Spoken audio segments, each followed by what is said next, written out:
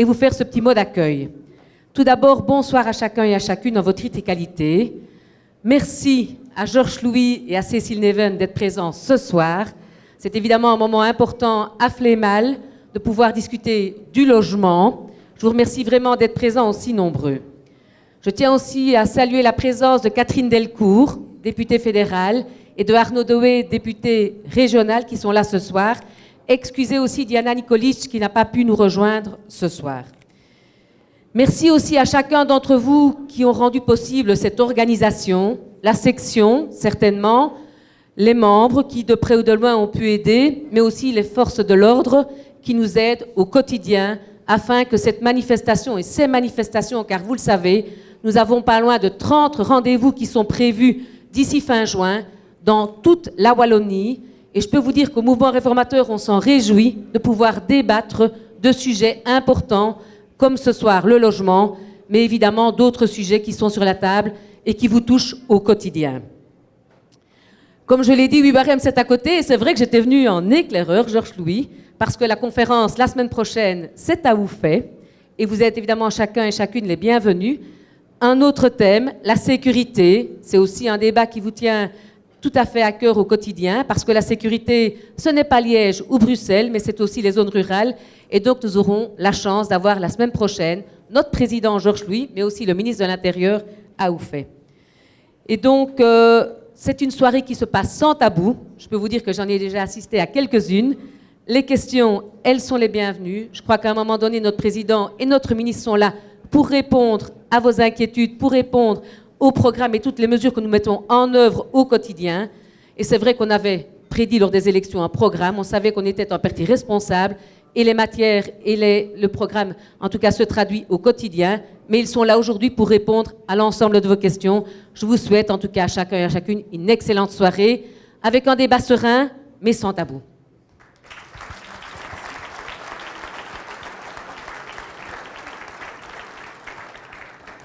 Alors bonsoir à toutes et à tous. Merci pour votre présence très nombreuse ce soir à Flémal pour cette conférence sur le logement.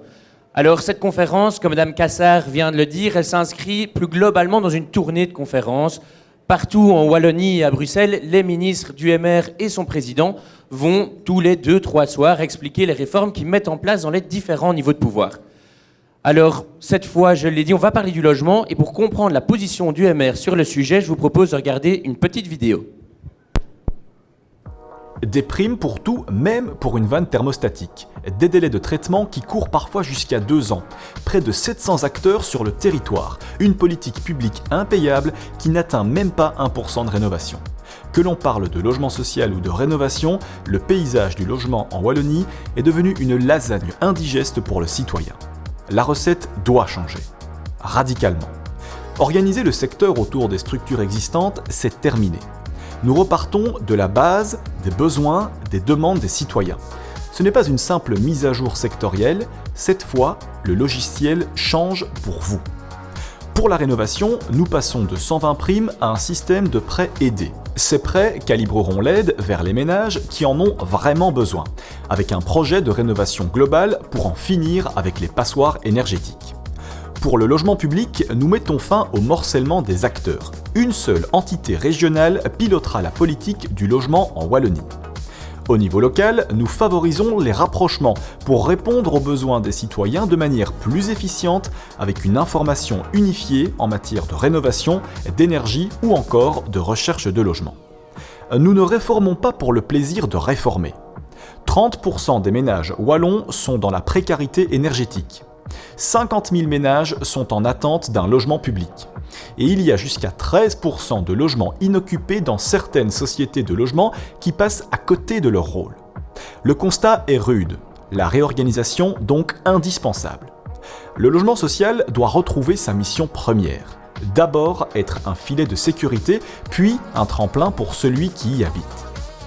C'est pourquoi Cécile Neven, ministre du Logement, revoit les critères d'attribution des logements publics en vue, notamment, de les conditionner à l'insertion socio-professionnelle. Pour le logement aussi, le travail est au cœur de notre action.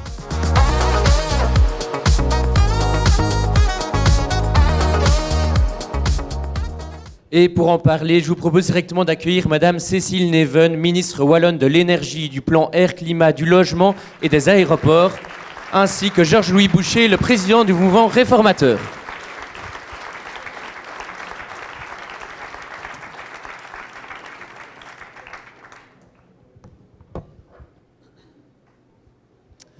Bonsoir à tous les deux. Alors, je propose donc que cette soirée se passe en 2 temps. D'abord, je vais poser quelques questions à la ministre et au président du MR, et puis après, vous pourrez directement poser vos questions. Alors, peut-être une première question pour vous, Madame la ministre, notamment sur la rénovation énergétique, pardon. Donc, on l'a dit, la Wallonie a un plan de rénovation énergétique qui est ambitieux. Malgré tout, on le sait, ces rénovations, ça coûte cher. Beaucoup de ménages n'ont pas les moyens de rénover le bâti. Comment faire pour augmenter le pourcentage de rénovation? Qu'allez-vous mettre en place? Bonsoir à toutes et tous. Il fonctionne le micro? Oui? Ok. Voilà, en fait, oui, est-ce que vous m'entendez bien? Ok, parfait. En fait, on vient très bien de le voir dans la petite vidéo ici, mais je vais quand même vous résumer la situation parce que ça vaut la peine quand même d'être raconté. Quand je suis arrivée, que j'ai pris mes fonctions en juillet 2024, quelques jours après, la région bruxelloise annonce qu'elle ne sait plus payer les primes à la rénovation. Donc je venais d'arriver. Évidemment, première question que je me pose, qu'en est-il en Wallonie? Sommes-nous dans la même situation ou pas? Donc je vous passe tous les détails, les allers-retours, la recherche de chiffres, d'indicateurs, ce qui me montre tout de suite qu'on n'a pas les indicateurs de gestion nécessaires qui nous permettent immédiatement de qualifier la situation. Et bref, plusieurs mois plus tard, je pose la question à l'administration, oui, mais qui était un peu hésitante. Je dis, mais est-ce que la maison brûle ou est-ce que c'est juste le perco qui est en feu?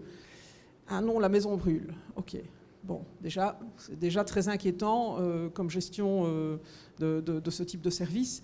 Et je réalise qu'en fait, si on laisse courir le système actuel, en octobre 2026, on a dépensé 1 milliard d'euros. 1 milliard d'euros, si on avait laissé le système se poursuivre. Tout ça, comme on l'a vu dans la vidéo, pour un taux de rénovation qui reste inférieur à 1%. Alors que si on devait vraiment se mettre sur la trajectoire européenne, on devrait au moins avoir un rythme de rénovation du bâti de 3%. Donc non seulement on est dans un système qui est horriblement coûteux, parce que je rappelle que tout cet argent-là, c'est de l'argent wallon et de l'argent européen, mais l'argent wallon, c'est le vôtre, hein. C'est l'argent des impôts. Donc je pense qu'on a vraiment un devoir de l'utiliser avec une très grande rigueur, au cordeau. En tout cas, moi, c'est vraiment quelque chose qui guide mon action, qui me tient à cœur énormément. Donc voilà, on est face à un système qui coûte un pont, qui ne fonctionne pas, qui n'atteint pas ses résultats, et en plus, qui génère des délais de traitement absolument insurmontables. Peut-être que certains d'entre vous ont été, je ne le souhaite pas, mais confrontés à ces délais de traitement. Vous savez que maintenant, on est quand même à un délai de traitement entre 1 à 2 ans pour les dossiers de prime rénovation. Donc on a quand même là globalement un système qui ne fonctionne pas et qui est extrêmement coûteux. En plus de ça, c'est un système illisible. Il y a plus de 120 primes, et on a donné l'exemple dans la vidéo de la vanne thermostatique. Donc vous comprenez bien qu'à partir du moment où on met une prime sur une vanne thermostatique, 20 € mettons sur la vanne thermostatique, mais ça coûte beaucoup plus cher de traiter le dossier à l'administration. Ce n'est pas un bon rapport coût-bénéfice, évidemment. Donc tout ça ne fonctionne pas, ce n'est qu'un exemple, mais il y en a 120. Tout ça regroupé dans 4 régimes différents qui se superposent, enfin un truc qui ne marche pas, pour faire court. Alors, comme on l'a dit aussi, il est vraiment temps de changer de logiciel. Nous avons, on dit souvent, et je vous alerte là-dessus, c'est totalement faux, on dit on a arrêté les primes. Mais non, on a sauvé les primes. Donc, par une mesure en février 2025, nous avons dû raboter le montant des primes parce que je voulais quand même, à tout prix, que les gens qui étaient engagés dans des trajectoires de rénovation puissent quand même recevoir les primes qui leur étaient dues et qui leur étaient promises. Et pour faire cela, pour payer ce qu'on appelle le stock, nous avons dû revoir le montant des primes à la baisse. Mais c'est pour sauver les primes. Et je dois vous dire aussi, parce qu'on entend tellement d'énormités et d'erreurs, même avec ces primes revues à la baisse de 60%, nous restons la région la plus généreuse de Belgique. Ça, il faut le savoir, parce que vous entendrez dire tout et n'importe quoi. Donc ça, je vous le garantis, j'ai fait personnellement exercice, parce que j'aime bien de vérifier ce que j'avance. Nous restons le système le plus généreux de Belgique. Bruxelles, tout est staté, il n'y a plus rien du tout. La Flandre, qui était déjà moins généreuse que nous, vient encore de raboter ses primes également. Donc on reste quand même avec un système généreux. Ça, c'est pour le système transitoire. Nous mettons en place, parce que j'ai vraiment l'ambition, et je me mets à la place des citoyens qui ne savent jamais à quelle sauce ils sont mangés, qui ne savent pas quand ils vont toucher leurs primes, parce qu'il y a ce retard de traitement, qui sont mangés à des systèmes différents tout le temps. Donc c'est à la fois compliqué pour le citoyen, c'est illisible, mais aussi c'est aussi compliqué pour l'administration, qui ne sait pas traiter tout ça. Donc franchement, je me mets bien à la place, à votre place, et je me dis, mais que doit penser le citoyen dans un magma pareil? C'est vraiment ingérable. Et donc, mon ambition, c'est vraiment de sortir au 1er octobre 2026 un nouveau système de soutien global à la rénovation. Et donc nous y arriverons. Je peux vous dire qu'il sera en vigueur au 1er octobre 2026.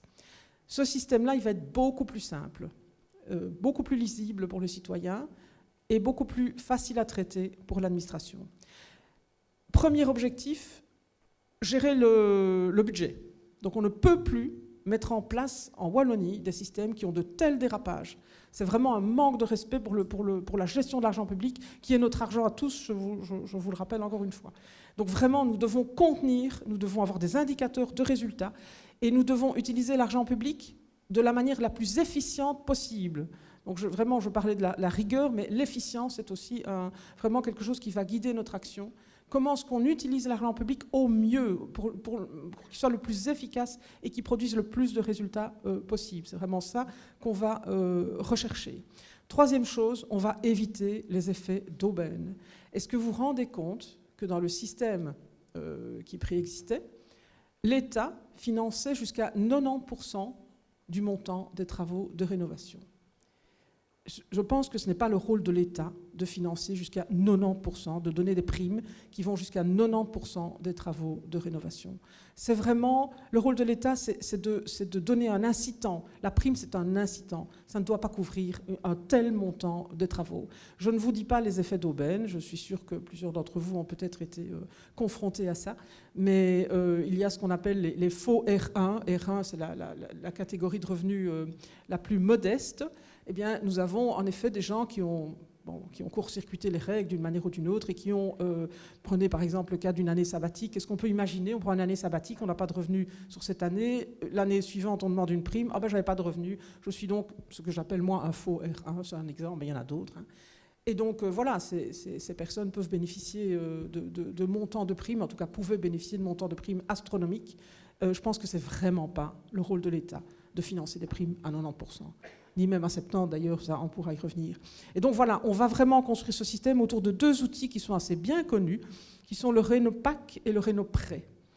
Donc dorénavant, il n'y aura plus du tout 120 primes différentes pour des travaux différents. On va financer un ensemble de travaux de rénovation.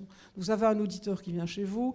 Pour atteindre, par exemple, vous avez une maison qui est PEB F ou G, une passoire énergétique, eh bien l'auditeur vous dira, si vous voulez atteindre le label C, par exemple, voilà la suite logique des travaux qu'il convient de faire. Et c'est cet ensemble de travaux qui sera analysé par les opérateurs qui donnent les Rénopac et le Rénoprêt. Et ensuite, un montant de prime sera déduit du Rénoprêt ou du Rénopac en fonction de votre situation de revenus, de votre situation de revenus, de la PEB du bâtiment et de la PEB vers laquelle vous allez. Voilà, enfin, je ne vais pas rentrer dans tous les détails du système, mais retenez que ça va être un système beaucoup plus simple, que vous saurez d'emblée à quoi vous avez droit, que vous ne devrez pas avancer l'argent, comme c'est le cas actuellement. Actuellement, vous avancez l'argent de la rénovation et vous êtes remboursé 1 an ou 2 après. Donc on va aller vers quelque chose de beaucoup plus simple, de beaucoup plus fiable, de beaucoup plus lisible et d'efficace. En 2 mots. Alors Georges Louis, beaucoup de libéraux dénoncent, et dans la population de façon générale, le manque de cohérence entre les taxes, locales, le précompte immobilier, la fiscalité sur les loyers. Qu'est-ce que le MR compte mettre en place pour alléger la charge fiscale tout en encourageant la mise sur le marché des logements inoccupés? Mais tout d'abord, bonsoir à toutes et à tous. Merci pour votre présence nombreuse ce soir. Vous savez aussi que les conférences peuvent vivre après pendant plusieurs semaines dans les médias, selon ce que tu dis. Donc voilà, ça dépendra de tes déclarations, Cécile. Moi aussi, mais moi, ils ont plus l'habitude. Donc, pour répondre à la question, je crois qu'il y a un premier élément, c'est déjà la diminution des droits d'enregistrement pour l'acquisition du premier bien. Parce que vous avez entendu dans les médias où on vous a dit, mais finalement, passer de 12 à 3% pour le premier logement, ça n'a pas d'impact. On voit aujourd'hui avec le recul que ça a un impact. Il y a plus de jeunes acquéreurs. Alors, on vous a aussi expliqué quelque chose que je trouve un peu fou. C'est qu'on vous a dit, mais l'argent que l'État ne prend pas en droit d'enregistrement, ça se retrouve dans le prix d'acquisition des biens. Alors déjà, ce n'est pas vrai dans toutes les régions. Donc en gros, le prix des maisons aurait augmenté. De un, ça n'est pas vrai dans toutes les régions. Ça n'est pas vrai. Il y a des régions où le prix de l'immobilier était déjà très élevé, comme le Brabant wallon, et il n'y a pas eu d'augmentation. Alors je sais qu'on peut parfois avoir une image du Brabant wallon comme une province favorisée. Il y a des gens qui vivent dans le Brabant wallon, et surtout beaucoup de jeunes, qui n'arrivent pas à acheter un logement. Et donc, c'est une province qui avait une tendance à vieillir à cause de ça, parce que les jeunes partaient. Ça, c'est typiquement une mesure qui permet à des jeunes de pouvoir aussi investir dans cette province. Mais donc, premier élément, c'est faux que les prix ont augmenté partout. Il y a surtout un effet qui est conjoncturel par ailleurs. C'est-à-dire que si vous avez une augmentation un peu plus importante à court terme, c'est juste que cette augmentation ne se fera pas sur 2 ou 3 ans. C'est tout. Mais le prix du logement, c'est un prix qui est fixé par le marché. Et donc, si vous n'avez pas d'acquéreurs qui sont prêts à mettre de l'argent sur la table, fatalement, les prix ont une tendance à baisser. Donc, il n'y a rien de particulier. Il y a une deuxième différence qu'on ne vous indique pas non plus, c'est que des droits d'enregistrement, vous ne pouvez pas les emprunter à la banque. Donc, quand on m'explique que finalement, ça ne change rien puisque le prix a augmenté, si, ça change tout. Parce que quand vous devez sortir de votre poche, du jour au lendemain, 15 000, 20 000, 25 000 euros pour des droits d'enregistrement, si même le logement coûte à la fin 15 ou 25 000 euros de plus, étalé sur un crédit de 20 ans, ça n'a pas du tout le même impact pour un jeune qui veut acheter. Parce que 15 ou 20 000 euros étalés sur 20 ans, ce n'est pas du tout la même chose que quand vous devez les sortir tout de suite. Parce qu'en général, quand vous avez 25, 30 ans, 35 ans, vous n'avez pas nécessairement eu l'occasion de mettre 25 000 euros de côté. Ça, ce n'est pas possible pour beaucoup de gens. Par contre, si vous les étalez dans un crédit, c'est très différent. Troisième différence. Quand on me dit, mais finalement, les prix des logements ont augmenté, donc vous voyez, vous n'avez pas aidé les gens. Mais qui vend ces biens? Des gens aussi, hein? Des gens de la classe moyenne, hein? Et je préfère que ces gens, par exemple des personnes âgées qui décident d'aller en maison de repos, aient 20 000 euros de plus dans leur poche, plutôt que de les donner à un État qui manifestement n'est pas toujours très bien géré, pour dire le moins. Bien sûr que je préfère, parce que quand on vous dit les propriétaires, il y a toujours ce côté à gauche, le propriétaire c'est quelqu'un de mauvais. Je rappelle quand même qu'en Belgique, il y a plus de 60% des gens qui sont propriétaires. Hein. Donc, venir nous dire que c'est mal que des propriétaires puissent s'enrichir sur la vente d'un bien, des propriétaires, je suis sûr qu'il y en a plein dans cette salle. Et le jour où vous vendrez votre logement parce que vous décidez d'aller vivre ailleurs, vous serez bien content qu'il y ait un peu plus d'argent pour vous, plutôt que de le donner à l'État. Donc cette mesure, c'est une mesure extraordinaire, parce qu'elle permet de maintenir de l'argent entre des particuliers, entre des citoyens. Tout ce que l'État ne prend pas, c'est tout ce que les gens peuvent avoir. Ça permet à des jeunes d'acquérir des biens et ça permet à des propriétaires d'avoir un peu plus. Et moi, je l'assume et j'en suis très fier. Parce que ce n'est pas parce que des gens ont un peu qu'on est obligé de leur prendre quand même. C'est quoi cette logique communiste dans laquelle on vit en Wallonie? Attention, vous avez vendu votre maison et vous avez gagné un peu d'argent sur la vente de votre maison. Tant mieux pour vous. Hein. Si vous avez une maison, c'est que vous avez travaillé pour l'avoir. Donc, il n'y a pas de mal à ça. Donc vraiment, cette mesure était une mesure fondamentale pour permettre l'acquisition par les jeunes. Deuxième élément, la question du précompte immobilier. Le précompte immobilier aujourd'hui pour le logement d'habitation, c'est sans aucun doute la fiscalité qui est la plus injuste. Vous payez votre maison et vous payez un précompte qui en général est très élevé et qui représente pour beaucoup de nos concitoyens l'équivalent d'un mois de salaire, facilement, voire plus. C'est quelque chose qui n'est pas tenable. Et donc, on doit pouvoir agir là-dessus. Alors, je ne vais pas vous faire des fausses promesses parce que, vous le savez, aujourd'hui, le budget de la région est ce qu'il est. Mais quand Cécile évoque la question des primes, moi je pense comme elle, ce n'est pas à l'État de rénover les maisons. Par contre, il est plus intéressant que l'État propose des incitants fiscaux. On pourrait se dire que quelqu'un qui fait un effort de rénover puisse bénéficier par après d'un précompte immobilier qui diminue pour pouvoir justement éviter de devoir payer un coût trop important pour cette taxe. Je ne vais pas vous cacher que mon idéal, et on en discute d'ailleurs sur Bruxelles aussi, ça serait qu'il n'y ait plus de précompte immobilier sur le logement d'habitation. Je dis bien sur le logement d'habitation, parce qu'il ne faut pas raconter n'importe quoi aux gens. Mais quand on est propriétaire de la maison dans laquelle on habite, c'est quand même très particulier de devoir payer un impôt là-dessus. Alors ça représente des volumes budgétaires significatifs, mais ce n'est pas impossible, loin de là. Surtout en ce qui concerne la part régionale, parce que vous le savez, la difficulté c'est que c'est un impôt qui a une part régionale, mais également une part communale. Et donc, il faut pouvoir avoir de la cohérence entre les différents niveaux de pouvoir. Et j'y viens, puisque c'était aussi l'objet de la question. J'entends quelque chose qui devient assez insupportable, c'est que certains gestionnaires communaux, à Liège, à Charleroi, par exemple, vraiment un exemple au hasard, vous expliquent, à cause des mesures de la région, on est obligé de taxer les gens. Mais qui est obligé de taxer les gens? Enfin, on va juste se parler franchement 2 minutes. La ville de Liège, elle était déjà en faillite dans les années 80. Dans les années 80, le gouvernement a déjà dû intervenir pour sauver la ville de Liège de la banqueroute, tellement ils avaient des fonctionnaires, tellement ils avaient un poids de pension qui se profilait déjà comme colossal, ce qu'ils payent aujourd'hui. La ville de Charleroi, est-ce qu'on doit vraiment parler du Golden Boy de McKinsey? La ville de Charleroi, il y a 1 personne sur 2 en âge de travailler qui ne travaille pas. Comment voulez-vous que le système tienne? Je veux dire, à un moment donné, il faut arrêter de regarder les conséquences.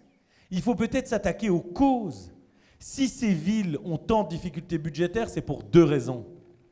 C'est 1, parce que la gestion n'y a pas été faite dans un esprit d'intérêt général ou de bonne gouvernance.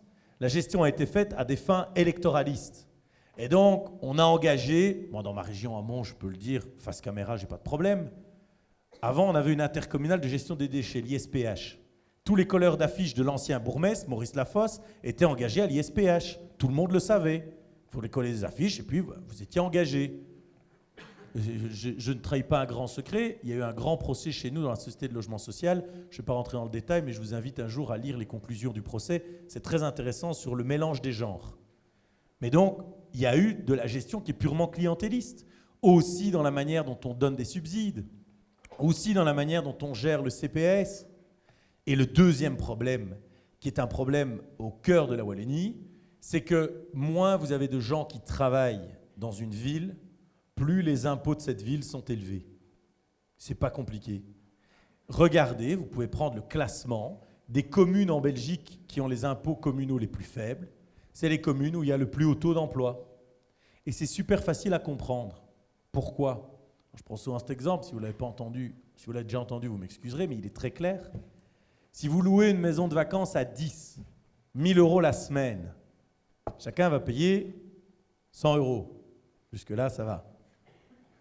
S'il y en a 5 qui décident de ne pas payer, parce qu'ils disent « moi, je n'ai pas les moyens, je ne suis pas en capacité, je suis socialiste », bon, les 5 autres, ils vont devoir payer combien? 200 €. Eh bien, vous avez le problème de la Wallonie. C'est qu'en Wallonie, il y a de nombreux endroits où on prélève beaucoup plus d'impôts en Flandre. Je suppose que c'est une remarque que vous êtes souvent faite. Vous vous êtes dit, mais pourquoi en Flandre ça coûte moins cher pour la voiture? Pourquoi ils ne payent pas tel impôt? Pourquoi ils reçoivent, les clubs sportifs sont en meilleur état, etc. Cherchez pas. Ils ont 10 points de plus de gens au travail. 76% des gens en Flandre travaillent. On est à 65% en Wallonie. Ne cherchez pas. Ça veut dire plus de dépenses, moins de recettes. Je ne stigmatise pas les gens, donc je préfère éviter la prochaine polémique, mais ce sont des faits. C'est juste une réalité économique. Et je sais qu'en Wallonie, dire la vérité, c'est souvent un problème, mais vous ne pouvez pas faire tourner, et je vous l'ai dit, dans les grandes villes, c'est pire.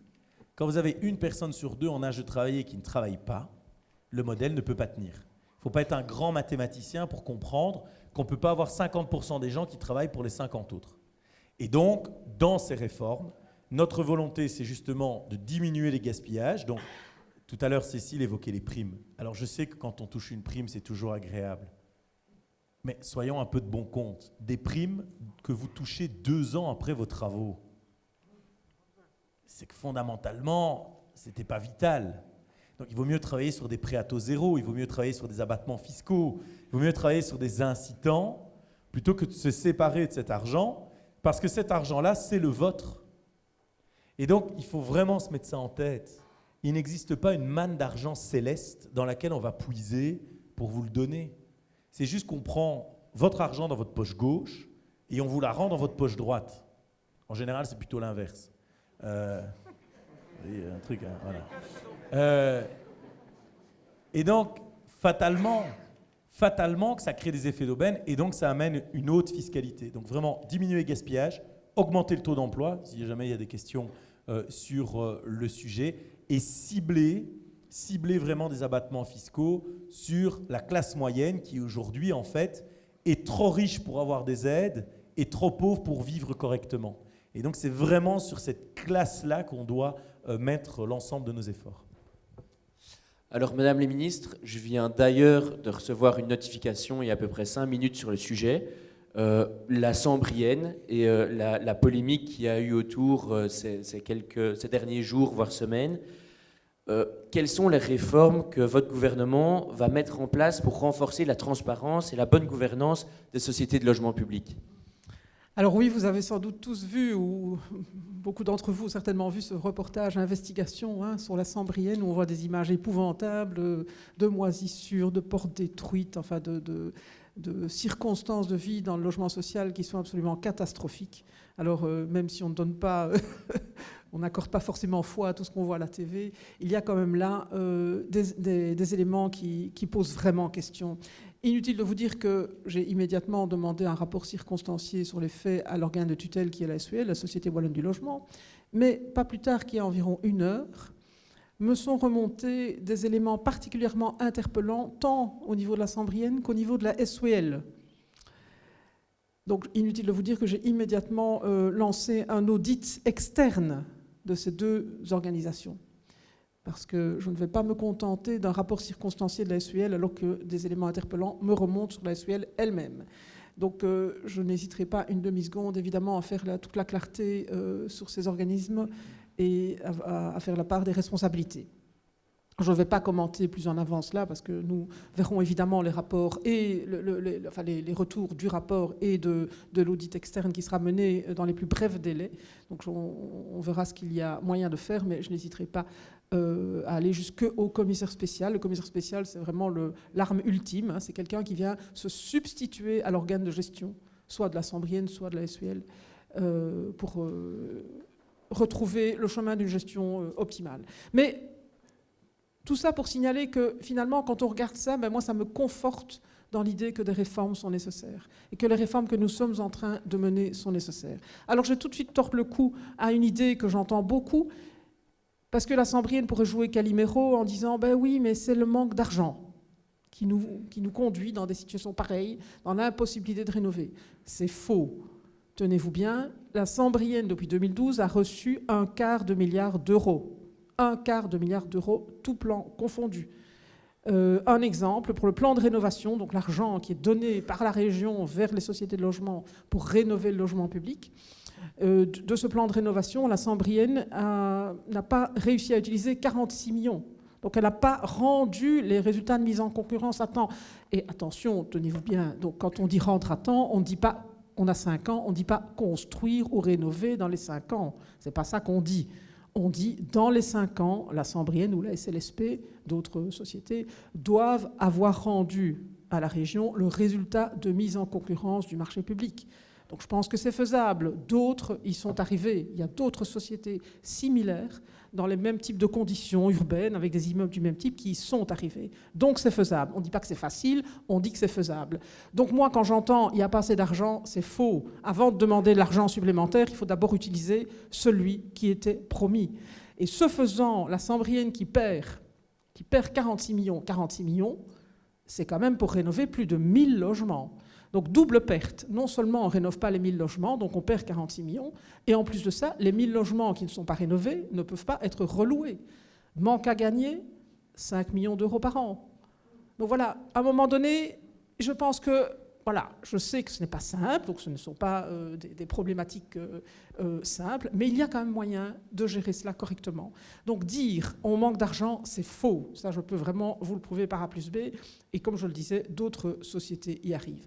Alors tout ça me conforte en effet dans la nécessité des réformes qu'on mène. Première réforme, les structures. Vous savez qu'en région wallonne, les structures, les institutions, on disperse à la fois les moyens. On a une quantité, une pléthore d'institutions et d'organisations qui travaillent plus ou moins sur la même chose, mais pas tout à fait. Et à côté de ça, on disperse les moyens. On saupoudre. Caractéristique wallonne, moi, c'est vraiment ce qui m'a frappé et c'est ce que j'aimerais vraiment essayer de résoudre. Deux choses. Vous savez qu'il y a 4 organisations qui s'occupent au niveau de la région wallonne, donc je ne parle pas vraiment des acteurs locaux ici, des fêtières du logement. Il y a 4 organisations qui s'occupent de ça en région wallonne.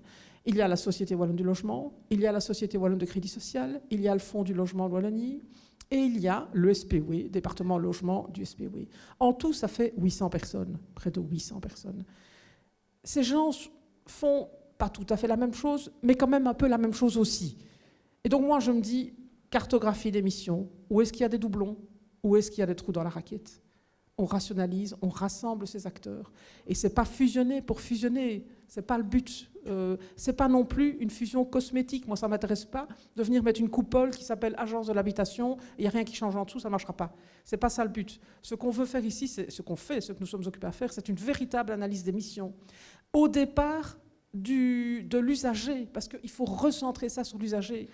De quoi l'usager a-t-il besoin en matière de logement en région wallonne? Quelles sont les missions qui sont vraiment les missions de l'État? Comment est-ce qu'on peut les rendre de la manière la plus efficiente qui soit? C'est ça que nous sommes en train de travailler en créant l'agence de l'habitation qui va rassembler ces 4 fêtières au niveau wallon. Cette agence, elle va déterminer la politique du logement, pas uniquement le logement social, mais aussi la rénovation. Vous savez qu'on a des enjeux majeurs, on l'a dit tout à l'heure, il y a 50 000 ménages qui sont en file d'attente dans le logement social, mais nous avons aussi des enjeux en matière de rénovation. Il faut atteindre la PEB-A en 2050. Or, on sait qu'on a un bâti qui est très vétuste en région wallonne. Donc on a vraiment du pain sur la planche. Donc il est urgentissime qu'on puisse se réorganiser pour atteindre ces objectifs au mieux, sans perte d'argent et sans dispersion des moyens. Ça, c'est pour les fêtières au niveau wallon. Les opérateurs locaux, j'en ai rencontré beaucoup. Alors, objectivement, j'ai rencontré des gens passionnés. Il y a des gens qui font très bien leur job sur le terrain. Mais dites, 700 opérateurs locaux. Je prendrai bien mon petit copion parce que ça vaut la peine de les citer. Je ne connais pas par cœur, mais en gros. Vous avez... Non, il y a 62 SLSP, 62 sociétés de logement social. Il y a 252 CPS et communes. Il y a 31 AIS, agences d'immobilier social. Il y a 36 APL, agences de promotion du logement. Il y a 35 régies de quartier. Il y a 17 guichets énergie. Il y a 10 espaces Wallonie et il y a 6 plateformes locales de rénovation énergétique. Autant vous dire qu'il n'y a même pas besoin de réfléchir, c'est trop. D'autant plus que j'étais, moi, confrontée aussi à des demandeurs, à des usagers, qui se trouvent vraiment extrêmement démunis et qui sont renvoyés de A à B, de B à C. Enfin, ils ne savent pas où téléphoner. Donc, bref, tout ce système ne fonctionne pas. Il est beaucoup trop coûteux, il y a une dispersion de moyens. Et à nouveau, des gens qui font parfois la même chose, mais pas tout à fait. Oui, mais nous, on fait ça. Et alors, tout le monde fait toujours mieux que l'autre, hein, ça c'est sûr. Donc, voilà, ça c'est toujours oui, mais pas nous, parce que nous, on travaille bien. Mais oui, bon, ça c'est le problème. Donc, je pense qu'à un moment donné, tout ça doit être rationalisé, et c'est ce qu'on est en train de faire avec les pôles locaux du logement. Autre chose sur ces fameux pôles, que je dois vous dire, à l'heure actuelle, on fonctionne avec un objectif de 10% de logement social par commune. Ça n'a aucun sens. Ça n'a aucun sens. Une commune n'est pas une autre. Et un objectif de développement de logement social ne doit pas être défini à l'échelle de la commune. Il faut définir ça à l'échelle d'un bassin. Et nous avons proposé récemment un découpage de la Wallonie en 14 bassins, 14 pôles locaux du logement, pôles locaux pour lesquels la région, l'agence de l'habitation, définira des objectifs en matière de mise à disposition de logement social, en matière de rénovation et en matière de tout ce qui concerne la politique du logement.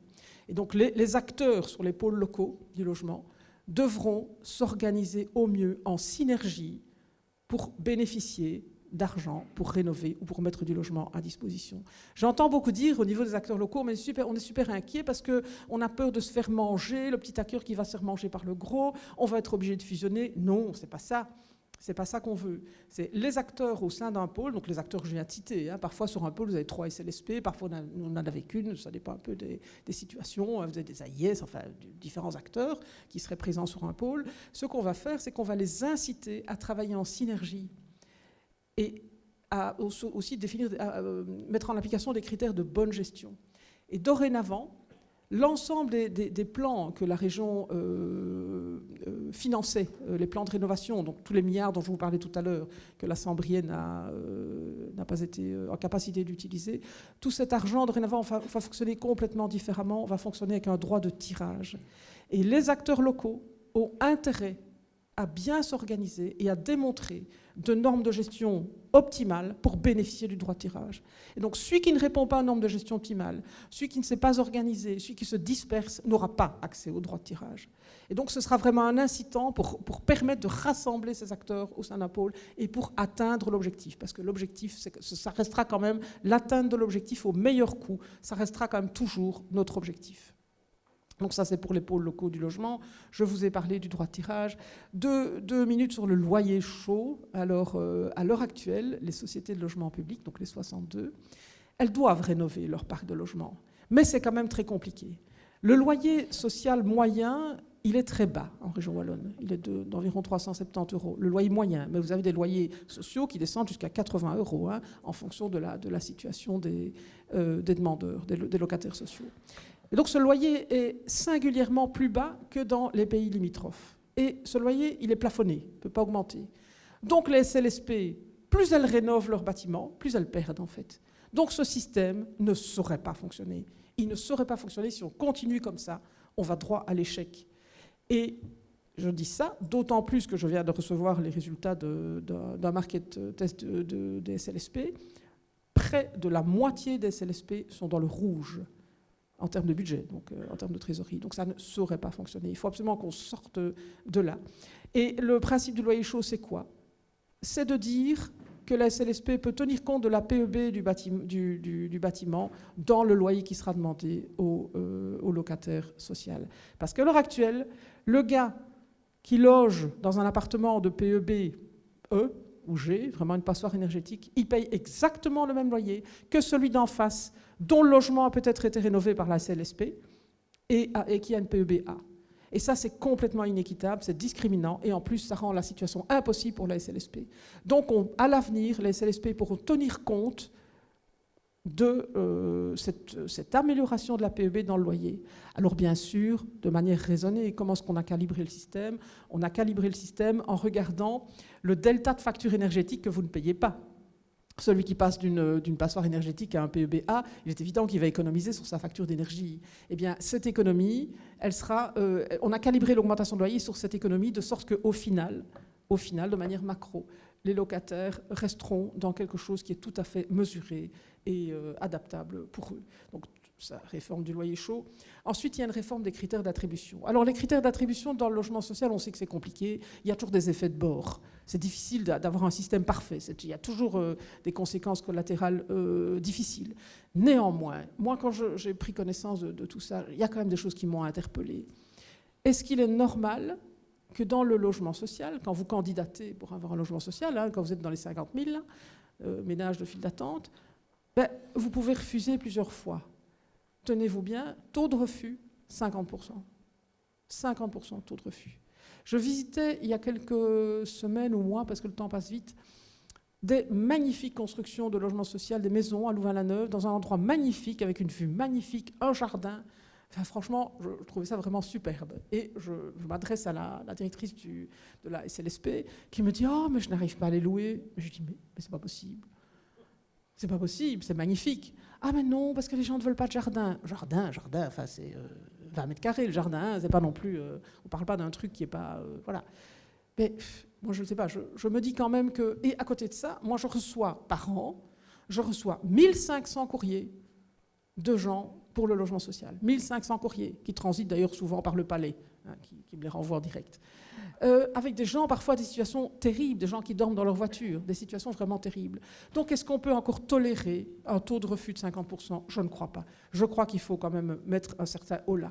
Mobilité, est-ce qu'on peut aussi tolérer que des gens continuent à occuper des 4 chambres alors qu'en effet, il y en a d'autres qui dorment dans leur voiture? Non, je ne pense pas.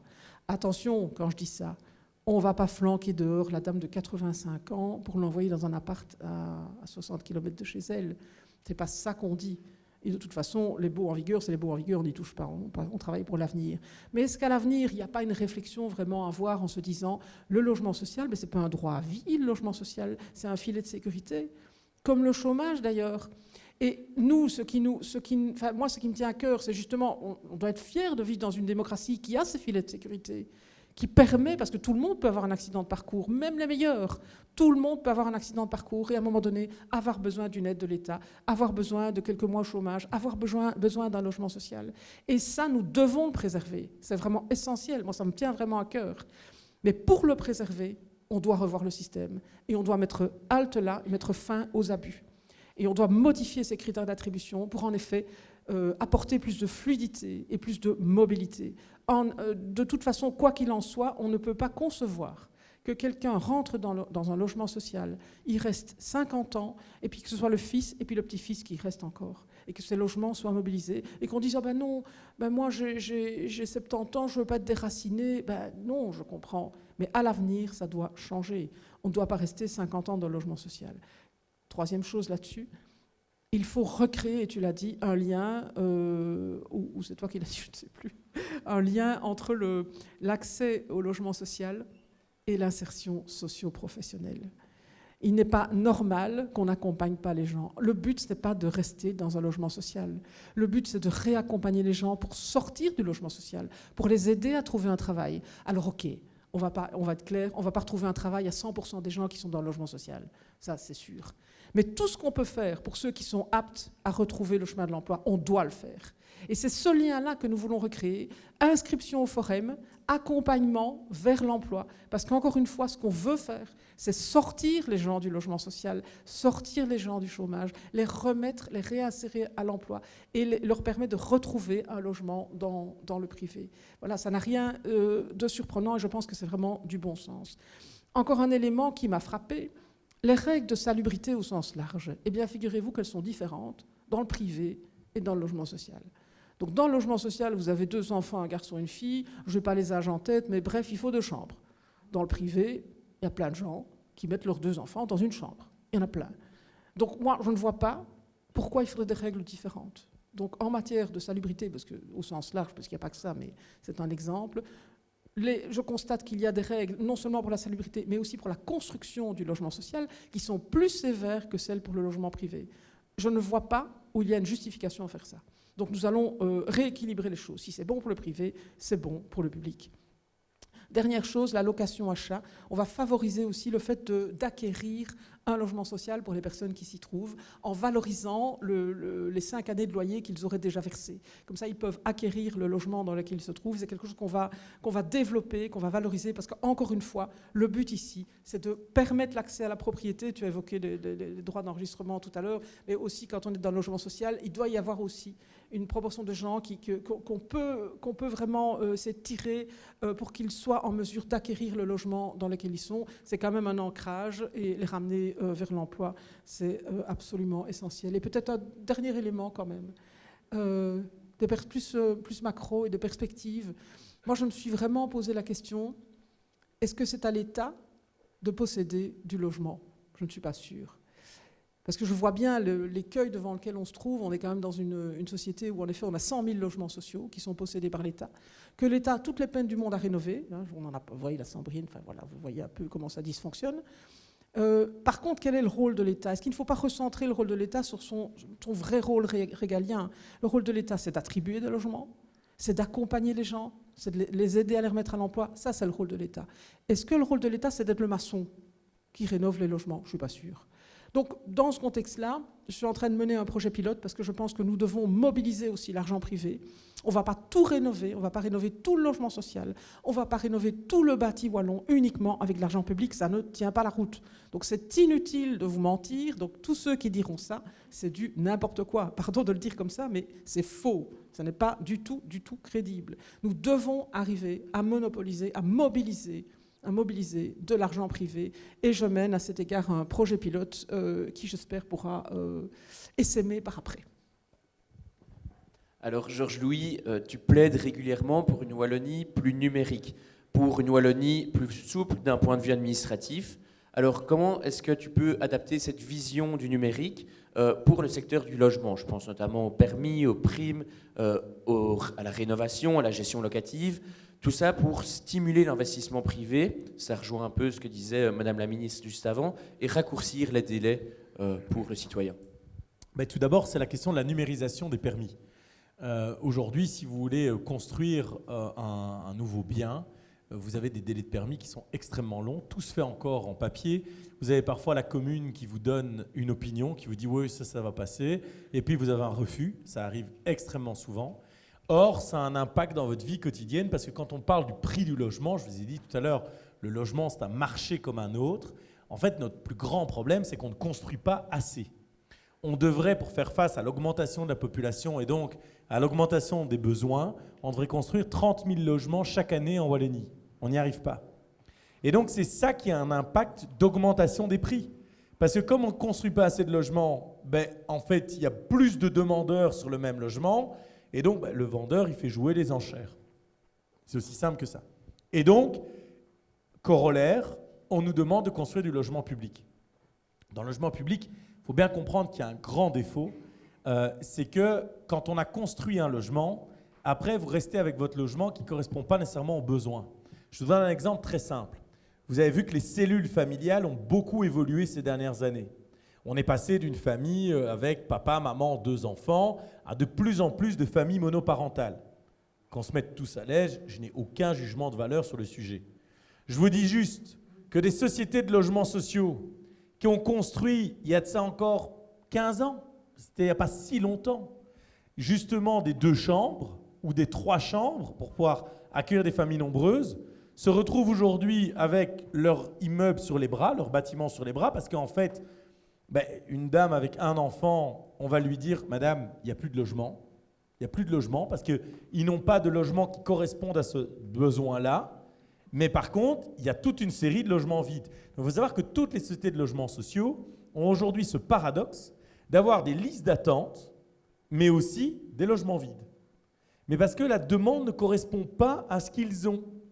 Et donc, la vraie solution serait de se dire « On va alors louer, nous l'État, on va louer des biens à des propriétaires privés pour pouvoir y placer des gens, mais ce qui donne plus de flexibilité. Quand vous signez un contrat de 3 ans, 6 ans ou 9 ans avec un locataire privé, si vous voyez que les cellules familiales bougent, que vos besoins bougent dans la région, vous pouvez au bout de la période arrêter votre contrat, en prendre un autre et donc avoir beaucoup plus de flexibilité par rapport aux besoins.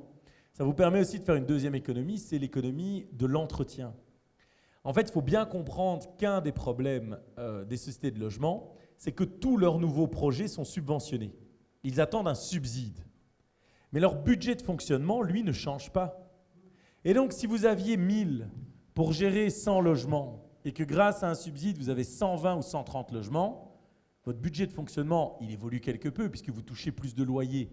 Mais il n'évolue pas au prorata, puisque si en plus vous avez des loyers extrêmement bas parce que vous vous retrouvez avec des personnes qui ont des conditions sociales à payer des loyers bas, eh bien votre budget n'évolue pas suffisamment pour faire face aux besoins d'entretien quotidien que vous avez. Vous avez d'ailleurs une des explications pour lesquelles beaucoup de bâtiments publics sont moins bien gérés que dans le privé. Parce qu'en fait, il y a beaucoup de bâtiments publics qui sont construits grâce au subside. Mais le subside, c'est un one-shot. Et puis quand la commune ou l'intercommunale se retrouve avec le bâtiment, son budget de fonctionnement, lui, il n'a pas changé. Et donc, qu'est-ce qu'ils font? Ils rognent sur la qualité de l'entretien. Donc, vous avez une dégradation des biens plus rapide Et donc un besoin de subsides encore plus important après pour rénover. Il y a un vrai problème dans la conception. Donc là aussi, et ça fait partie de ce qu'évoquait Cécile, le fait qu'on ait autant de structures de gestion a pour conséquence qu'on n'a aucune vue d'ensemble de tous les biens qui appartiennent à l'État. Parce qu'il y en a qui appartiennent à des intercommunales, d'autres à des CPS, d'autres aux sociétés de logements sociaux, qui serait encore un autre statut juridique. Et donc à l'arrivée, vous avez un parc de logements publics sur lesquels vous n'avez pas la main. Donc là aussi, il y a la nécessité d'avoir un cadastre informatisé pour avoir une gestion beaucoup plus dynamique. Parce qu'il en va aussi de la mobilité des gens. Ce n'est pas parce que vous demandez un logement social à Mons que vous ne pourriez pas aller à 10 ou 15 km de là. Mais le problème, c'est qu'à 10 ou 15 km de là, c'est une autre société de logement social. Donc vous devez refaire une autre demande. C'est un autre traitement de dossier. Ça ne marche pas. Il faut évoluer par rapport à ça. Aujourd'hui, vous pouvez déposer des demandes dans différentes sociétés de logements sociaux. Puis ensuite, vous pouvez en déposer auprès du CPS. Dans certains cas, vous pouvez en déposer auprès de votre commune. Donc, à un moment donné, ça n'a pas beaucoup de sens. On doit justement être capable d'informatiser, d'avoir la demande et qu'à un moment donné, on ait un système informatique qui nous dit, ben voilà, par rapport à votre demande, il y a une solution qui se trouve là-bas pour être beaucoup plus dynamique dans le suivi. Même chose en ce qui concerne les primes, pour avoir plus de prévisibilité, plus de suivi, un meilleur accompagnement. Et donc, la dernière fois que j'ai parlé de numérique, ça a suscité des débats, jusqu'à certains humoristes subventionnés. Mais la réalité, c'est que oui, il faut arrêter de voir la technologie toujours comme un problème. Dans ce cas-ci, ça va nous permettre de mieux gérer, de mieux accompagner. Même chose d'ailleurs pour l'obtention des subsides. Des systèmes comme à la Sambrienne, où vous vous retrouvez avec des gens qui ne sont même pas capables de rentrer un dossier dans un délai, bon, ça montre toute l'étendue de leurs compétences, mais ça montre aussi que finalement, si on automatisait ça, si on avait une gestion qui était beaucoup mieux accompagnée sur le plan administratif, on aurait la capacité alors de pouvoir suivre et répondre aux besoins. Juste pour revenir sur la question qu'on évoquait justement de la concordance entre les besoins et la capacité de logement public. Vous devez savoir, et ça c'est une vraie différence politique entre nous et les autres, et chacun peut avoir son opinion, mais c'est qu'on est finalement la seule formation politique à ne pas prôner la construction de plus de logements publics. Mais je reviens à mon premier point sur les permis. Si on avait une capacité de délivrer des permis plus rapides, nous pourrions fixer dans ces projets privés une part de logements qui devrait être affectée à des loyers modérés.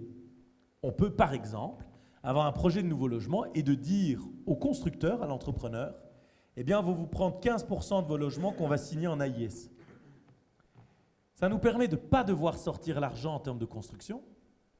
Ça permet au constructeur, lui, d'avoir une rente parce qu'il sait déjà qu'une partie de son projet est préfinancée, puisqu'il sait qu'il va avoir un rendement au moins sur une partie de son parc immobilier.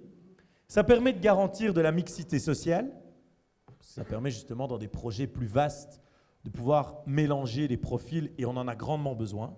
Parce que quand vous voyez l'aménagement du territoire dans les grandes villes, c'est vraiment une ségrégation qui est faite entre les différentes catégories sociales, et c'est jamais bon, parce que c'est le fruit de tensions sociales derrière, et d'une gestion du territoire qui est beaucoup plus compliquée. Et ça permet, comme je le disais, d'avoir plus de flexibilité par rapport aux besoins qui sont les nôtres. Et donc, dans la numérisation qui est évoquée, dans les réformes que nous menons, l'enjeu de pouvoir délivrer plus de permis, de construire, potentiellement aussi de construire différemment, parce que c'est peut-être un débat qu'on peut avoir. Justement, ici, on est dans une commune de plus petite taille, mais il faut être de bon compte. L'étalement urbain, donc cette idée de construire de plus en plus en dehors des villes, a une vraie limite économique et écologique. C'est-à-dire que plus vous allez construire loin, plus vous occupez des lignes de kilomètres d'électricité, les conduites d'eau. Il y a tout le débat sur les services publics. Quand on nous explique « Ah oui, mais je veux mon train, je veux mon bus », mais là aussi, ça ne rend pas très populaire, mais la vérité quand même assez droit. On ne peut pas vivre dans le calme, avec le calme de la campagne et vouloir tous les services de la ville. Et donc, nous sommes le parti de la ruralité, on doit préserver les gens. Ça ne veut pas dire que ça se retrouvera avec rien. Mais aujourd'hui, on pousse parfois les logiques à l'extrême. Où j'ai des gens qui viennent s'installer en ville et qui viennent me dire j'ai du bruit. Ben oui. Moi, j'habite à 50 mètres de la Grand Place. Donc oui, nous, les vendredis soirs et les samedis, il y a des portières qui claquent. Bon, on a mis la chambre de l'autre côté, quoi. Enfin, mais je ne peux pas me plaindre que j'ai du bruit le week-end et pas une seule place de parking. Mais oublier que le dimanche matin, quand je veux un truc, à 3 minutes de chez moi, j'ai tout ce que je veux. Mais dans le même temps, on ne peut pas aller vivre dans le calme de la campagne et venir m'expliquer qu'on n'a pas l'ensemble des services publics de la ville. Donc, ça, c'est un premier élément où on doit aussi faire preuve d'honnêteté. Mais le deuxième élément, je vous le disais, sur le plan écologique et environnemental, on ne peut pas bétoniser de plus en plus les sols et espérer ne pas avoir d'inondations, espérer pouvoir continuer à avoir des terres agricoles, espérer pouvoir réduire nos émissions de CO2. Et donc, quand j'évoque aussi des nouveaux projets, il va falloir envisager en Wallonie, comme à Bruxelles, peut-être de construire un peu plus en hauteur. Il va falloir peut-être densifier certains centres-villes, voire des communes de taille moyenne. Mais on ne pourra pas résoudre le défi de l'accroissement de la population sans modifier la manière dont on construit. Donc nous, on n'est pas des ayatollahs, on ne va pas interdire la ville à 4 façades, pour le dire très clairement, contrairement à ce que voudraient certains. Mais dans le même temps, on doit aussi être consistant par rapport aux enjeux et on doit aussi faire évoluer les règles d'urbanisme pour pouvoir, sur les mêmes surfaces au sol, pouvoir loger plus de gens. Il en va d'un enjeu économique, l'accessibilité du logement pour les gens. Il en va d'un enjeu environnemental, je vous l'ai évoqué sur la question de l'étalement urbain, mais il en va également d'un enjeu de cohésion sociale et d'aménagement du territoire. Alors peut-être une dernière question pour vous, Madame la Ministre, avant de passer justement à vos questions. Il y a un projet qui suscite certains débats, celui du cadastre dit des mauvais locataires. Alors, comment garantir que cet outil protège les propriétaires tout sans porter atteinte aux droits des locataires ou encourager certaines discriminations qui pourraient exister? Oui, c'est vrai que c'est un problème qui me revient beaucoup. Alors, je ne pense pas que ce soit la majorité, bien entendu, des gens. Je crois que ça reste une très, très petite minorité. Néanmoins, ça fait beaucoup de bruit et ça décourage beaucoup de gens, et je le comprends très bien. Et notamment, tu parlais des AIS et de la prise en gestion. Il me revient à plusieurs cas de figure où des propriétaires qui choisissent de passer par une agence immobilière sociale pour mettre en gestion leurs biens et qui le retrouvent complètement dans un état absolument indescriptible. Il est évident que non seulement c'est catastrophique pour le propriétaire, mais en plus ça fait tache d'huile et ça décourage tous les autres. Alors que, comme tu disais, la prise en gestion, c'est vraiment quelque chose qu'on doit développer. Et donc, ça c'est dans le logement social, mais dans le logement privé aussi. Il y a plusieurs propriétaires qui se trouvent très démunis. Alors encore une fois, ce n'est pas la majorité des gens, mais je pense que ce problème doit être pris à bras-le-corps. Je suis vraiment en train d'y réfléchir, parce que le tout, évidemment, est de respecter la loi. Parce que faire des listes, c'est facile, mais donc il faut quand même que ce soit dans le respect à la fois des propriétaires et des locataires. On a toute une série de dispositions, bien entendu, qui existent notamment en matière de protection des données, que nous devons respecter. Mais nous sommes en train de réfléchir à l'établissement d'une telle liste, parce que je crois quand même qu'il n'est pas normal, à l'heure actuelle, si je prends le cas du logement social, qu'on puisse quitter un logement social et le laisser dans un état absolument épouvantable, sans être fiché nulle part, sans qu'on garde la moindre trace et qu'on puisse recandidater facilement ailleurs. Ça, je crois que ce n'est pas normal. Maintenant, dans la manière d'établir cette liste, évidemment, il faudra le faire dans le respect des règles et nous y travaillons. Merci. Alors, cette première partie est donc terminée. On va prendre vos questions directement. Alors, vous levez bien haut la main, il va y avoir des micros qui vont circuler dans la salle. Alors, ce que je propose juste, c'est qu'on prenne 3-4 questions d'affilée et puis après, on laissera soit la ministre, soit le président répondre aux questions. Oui, madame. Oui, donc bonsoir à tous ceux également présents dans la salle. En fait, j'ai une question qui s'articulerait en 2 temps. C'est pourquoi j'ai pris un copion sous mes yeux, histoire de faciliter la chose. Donc, je vais brièvement vous expliquer le contexte actuel. Dans mon foyer, nous sommes 4 personnes, dont une personne âgée de 81 ans. Et il n'y a pas très longtemps de ça, on a voulu nous mettre dehors de notre logement, et ce, en plein hiver. Donc, à ce moment-là, j'avais pensé à une loi qui était effective dans le passé, qui était la trêve hivernale. Et cette trêve hivernale, apparemment, n'existerait plus. Je me demandais un petit peu ce que vous pensez de cela. Est-ce que c'est toujours de mise ou non? Et sinon, est-ce que ce serait utile de la remettre à jour ou pas? Et ensuite, donc, parallèlement à ce que je viens de dire, ça fait depuis début octobre que je mène des recherches pour un nouveau logement, donc un logement locatif, et à chaque fois, j'essuie des refus, constamment. Le problème, c'est que à nous quatre, on engendre plus ou moins 8 000 € de revenus, ce qui est relativement sympathique, on va dire, correct. Et ce que je me disais, c'est, imaginons, nous arrivons à la date butoir et nous n'avons pas d'autre solution, nous ne trouvons pas de logement. Qu'est-ce qui serait potentiellement possible, quelle serait une possibilité pour nous en dehors du logement social? Parce que normalement, nous n'avons pas le droit au logement social en ayant des revenus aussi élevés. Voilà, je vous laisse la parole et je vous remercie déjà d'avance. Merci beaucoup. Alors je propose peut-être de ce coin-ci. Oui, bah, voilà, juste monsieur là. Ici. Voilà, les choses sont faites. On ira Bonjour après à tous, chez monsieur. Madame la Ministre, chère Cécile, Monsieur le Président.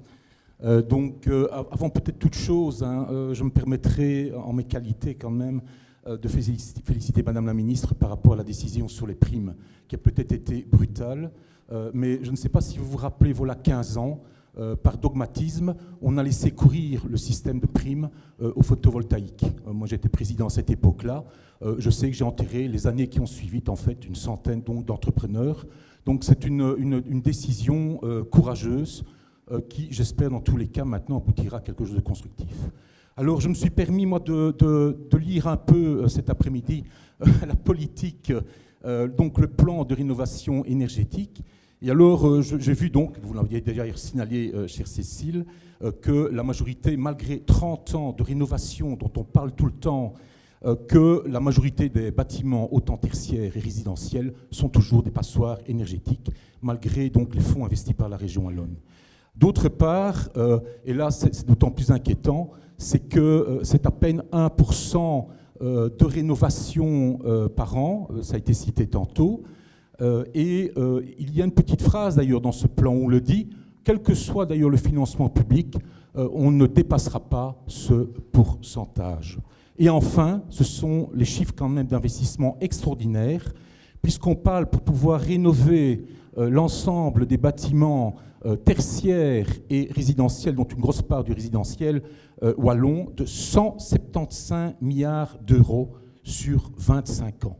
On parlait déjà tantôt du milliard difficile à octroyer, on a freiné le mouvement, donc la chose est possible. Et alors je me demande, ne serait-il pas, puisqu'on vit quand même un dogmatisme depuis 30 ans, autant de la Commission européenne, je le constate aussi dans les bureaux d'études, on agit peut-être plus par dogmatisme, ce sont toujours les mêmes, donc de se passer tout simplement, de se dire, mais voilà, la rénovation n'est plus importante. On pourrait atteindre, par exemple, un niveau PEP simplement C. Je vais vous expliquer pourquoi.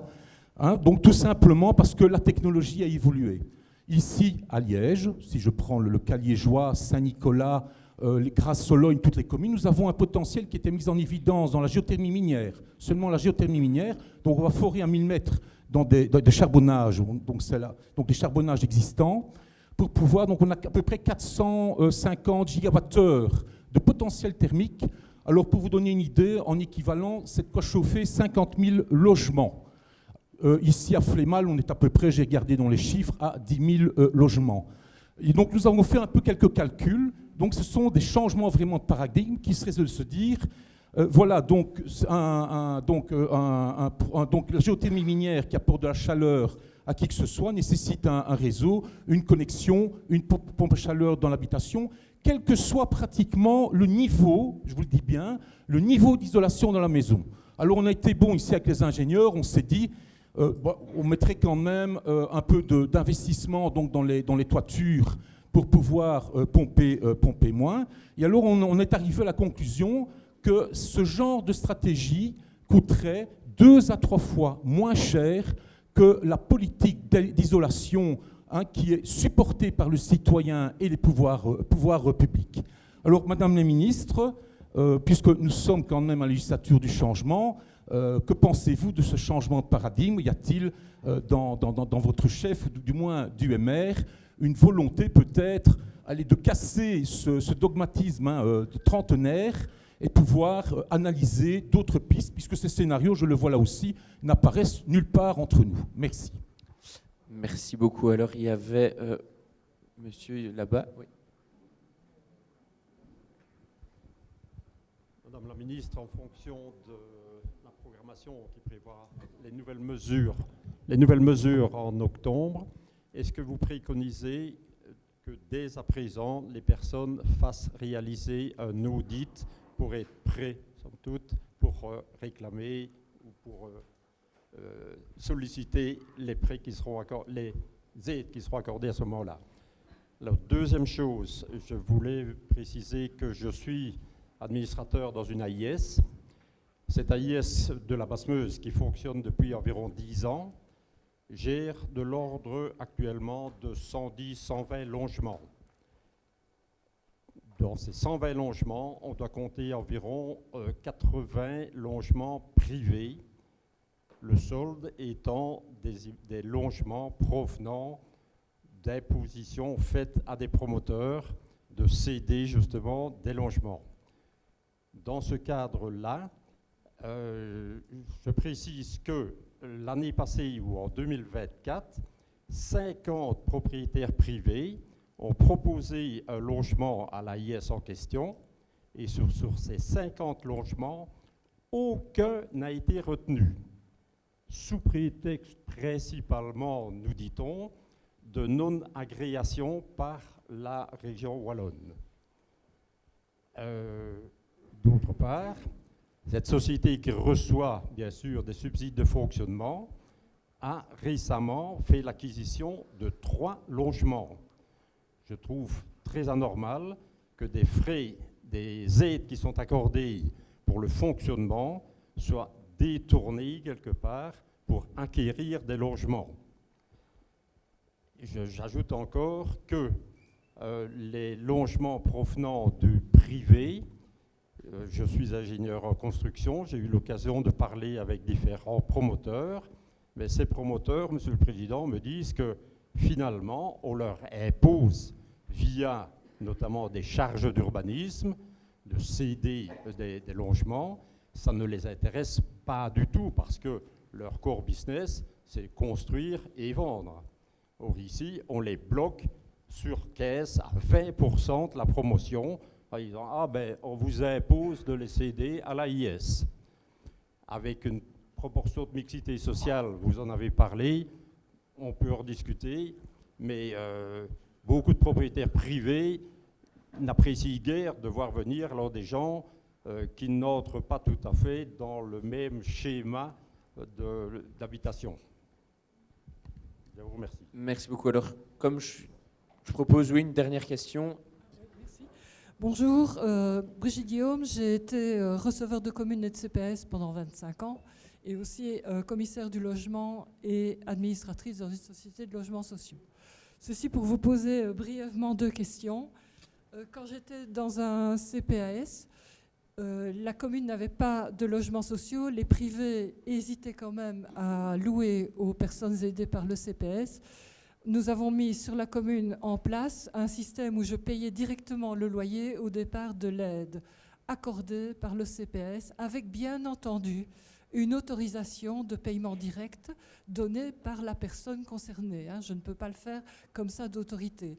Mais une fois que les personnes avaient signé ce document, moi je payais leur loyer, elles avaient le toit au-dessus de leur tête et les bailleurs étaient bien entendu certains d'avoir leur loyer. Donc ça c'était win-win. La deuxième chose, c'est que les CPS ont été amenés à constituer les garanties locatives pour les personnes aidées. Et toujours dans le même ordre d'idées, j'ai invité les personnes qui étaient aidées à reconstituer petit à petit leur garantie locative. Et ça, je dois dire que ça s'est su très vite au niveau du CPS, parce que les personnes qui ont quitté un logement en bon état, ils trouvaient un petit pécule pour pouvoir déménager et ils trouvaient ça génial.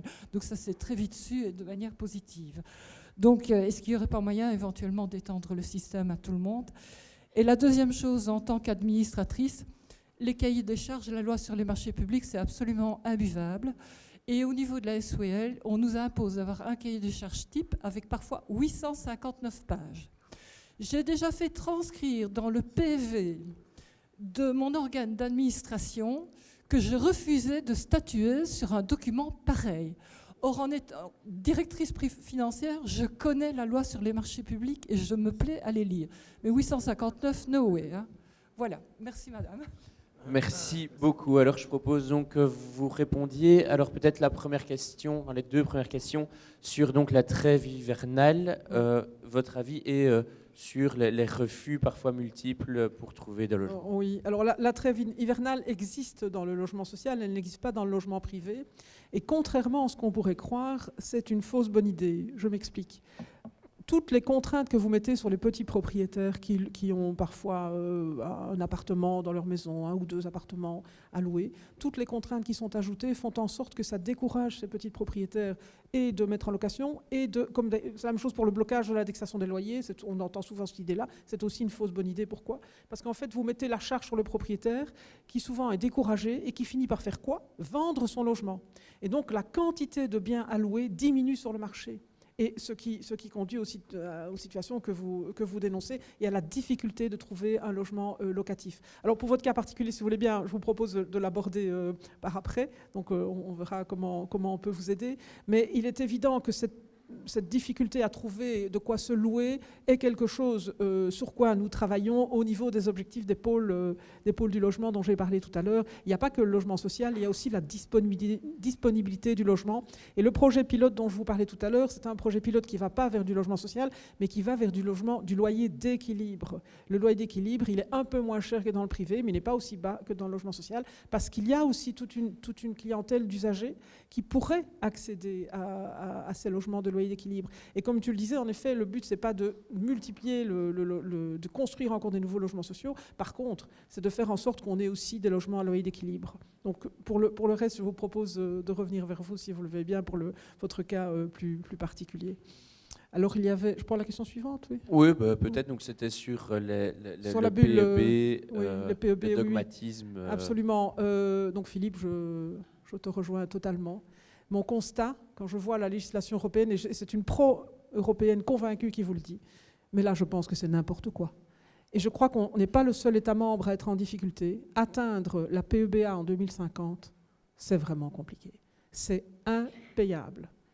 Donc je crois que la plupart des États membres, pour ne pas dire tous, parce qu'on n'est pas les seuls à avoir un bâti vétuste, tous les États membres vont se trouver dans de très grandes difficultés. S'il fallait financer ça vraiment au dernier carat, comme l'exige l'Europe, on n'y arrivera pas. Soyons pragmatiques.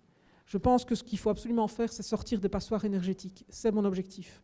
On sortirait déjà des passoires énergétiques, donc ce sont les plus mauvais labels PEB, c'est le F et le G. On sortirait de ces labels PEB pour 2035, on aurait fait un sacré bond en avant. Et tu notes en effet les questions de géothermie, et je retiens en effet, je pense qu'on ne doit pas tout atteindre avec de l'isolation. Il faut parfois aussi approvisionner en énergie décarbonée et on obtient finalement globalement le résultat. C'est un équilibre à trouver entre ce qu'on fait en rénovation isolation et comment on va chercher l'énergie dont on a besoin. Tu évoques la question de la géothermie. Tu sais qu'on a lancé un plan intégré pour reconstruire un mix renouvelable sur le territoire qui va nous éviter la bulle photovoltaïque parce qu'on ne va pas retomber dans les mêmes travers. Et bien sûr, la géothermie est une des énergies qu'on étudie à cette fin. Donc oui, je pense qu'il faut ouvrir la réflexion, sortir de ces dictats européens. On y travaille. Je ne vais pas rentrer dans le détail de comment, mais sache qu'on y travaille. Donc je partage totalement l'idée qu'il faut analyser d'autres pistes et c'est ce qu'on fait. Alors, quelqu'un m'a posé la question sur l'audit. Est-ce que vous préconisez un audit ? Oui. L'audit fait partie de l'ensemble des travaux éligibles aux aides à la rénovation d'une manière générale, en fonction de votre niveau de revenu, de la caractéristique PEB de la maison. Bon, il y a une série de critères. Mais dans tous les cas, je préconise un audit. Bon, il y a un no regret, c'est le toit. Ça, tout le monde le sait. Isoler le toit, c'est 30%, vous gagnez 30%. Ça, c'est vraiment, généralement, isoler le toit, c'est toujours une bonne chose. Alors, pour tout le reste, je crois que l'audit est quand même intéressant. Et d'ailleurs, je le dis d'autant plus que Je reçois aussi pas mal de courriers au cabinet de gens qui me disent « Oh, mais je ne comprends pas, j'ai procédé à tel et tel travaux et ma PEB n'a pas changé. » Mais ce sont des gens qui n'ont pas été conseillés, qui ont lancé des travaux dans un ordre qui n'était pas bon.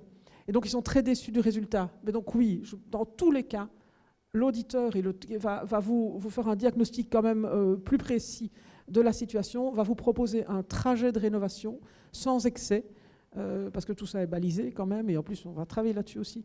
Mais donc, oui, c'est de toute façon quelque chose qui figurera dans les travaux éligibles, qui figure déjà dans les travaux éligibles, et qui restera éligible avec le nouveau système de soutien global.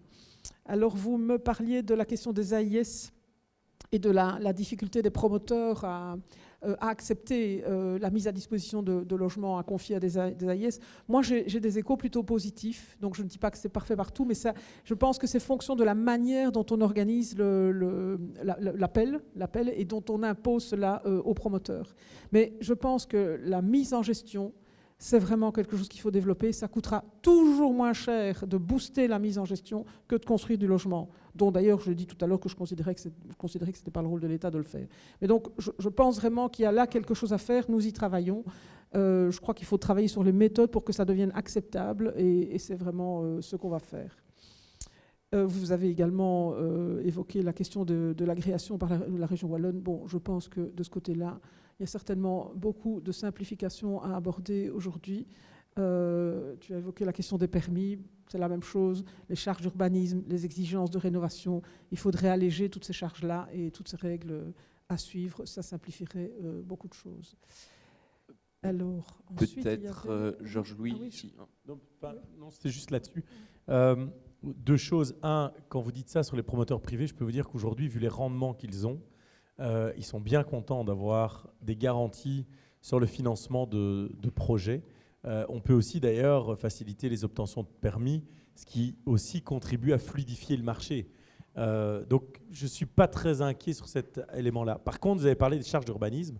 Je pense effectivement qu'il faut un peu cadrer les choses, parce que dans certaines communes, c'est en train de s'assimiler à du racket. Je vous donne une charge d'urbanisme, bon alors là pour une entreprise, mais en gros, c'est une entreprise qui fait des transformations pour devenir net zéro, donc plus d'émissions de CO2. Et on a demandé à cette entreprise, parce qu'elle aurait une cheminée un peu plus grande, d'aller rénover la place du village. Et ils ont dit, bah oui, parce que les gens auront une moins belle vue, donc on va leur refaire la place. Complètement dingue. Donc franchement, il faut quand même mettre des balises maintenant, parce qu'il y a des communes, ils voient arriver le promoteur ou l'investissement comme des pigeons, et ils se disent, bon, on va refaire faire la rue, le centre sportif, et allez, à un moment donné, ça n'a plus de sens. Donc, il faut vraiment qu'on puisse travailler là-dessus. Et sur les normes environnementales, moi, j'aime juste rappeler un chiffre. Ce n'est pas très populaire, mais là aussi, ce sont des faits. Les émissions de CO2 de l'Union européenne dans le monde, ça représente entre 6 à 9%. Donc, quand on se fixe des objectifs aussi fous en matière de logement, je ne dis pas pour le bâti neuf, je ne dis même pas en cas justement de vente, voire même de mise en location, où on pourrait dire, bon ben, voilà, quand il y a des opérations immobilières spécifiques, on en profite pour améliorer le bâti au rythme de ces opérations immobilières. Mais quand vous imposez, et alors là on en revient sur la question des primes, bien sûr que dans ce cas-là on est obligé de le subventionner alors. Parce que vous ne pouvez pas dire aux gens, je vous impose de l'isolation, mais je ne paye pas. Si on veut moins payer, il faut alléger la question de l'isolation. Je pense donc qu'on doit se concentrer sur les nouveaux logements, sur les rénovations, éventuellement en cas de vente, et ce n'est pas nécessairement les mêmes types d'obligations qu'on doit faire peser, mais commencer à faire comme à Bruxelles, où ils disent, ben, si vous n'avez pas un PEB, je crois que c'était au moins C, c'était C ou D, vous ne pouvez plus indexer votre loyer. Ça, c'est un non-sens, parce qu'en fait, vous pénalisez les 3/4 des propriétaires, parce que le bâti n'est pas nécessairement en bon état, en tout cas en termes d'isolation, et vous pénalisez en fait, et c'est un paradoxe, c'est que vous pénalisez les gens les moins riches. Parce qu'en fait, le grand propriétaire qui lui fait ça comme un business, il pourra rénover. Mais le petit propriétaire qui fait ça pour avoir une pension, qui a un petit complément, ben lui, il ne va pas être capable de le faire. Et donc, vous allez encore plus le pénaliser. Donc, vraiment, c'est moi-même qui ai parlé de climat et d'environnement quand j'ai parlé de l'étalement urbain. Qu'on s'attaque aux vrais enjeux essentiels.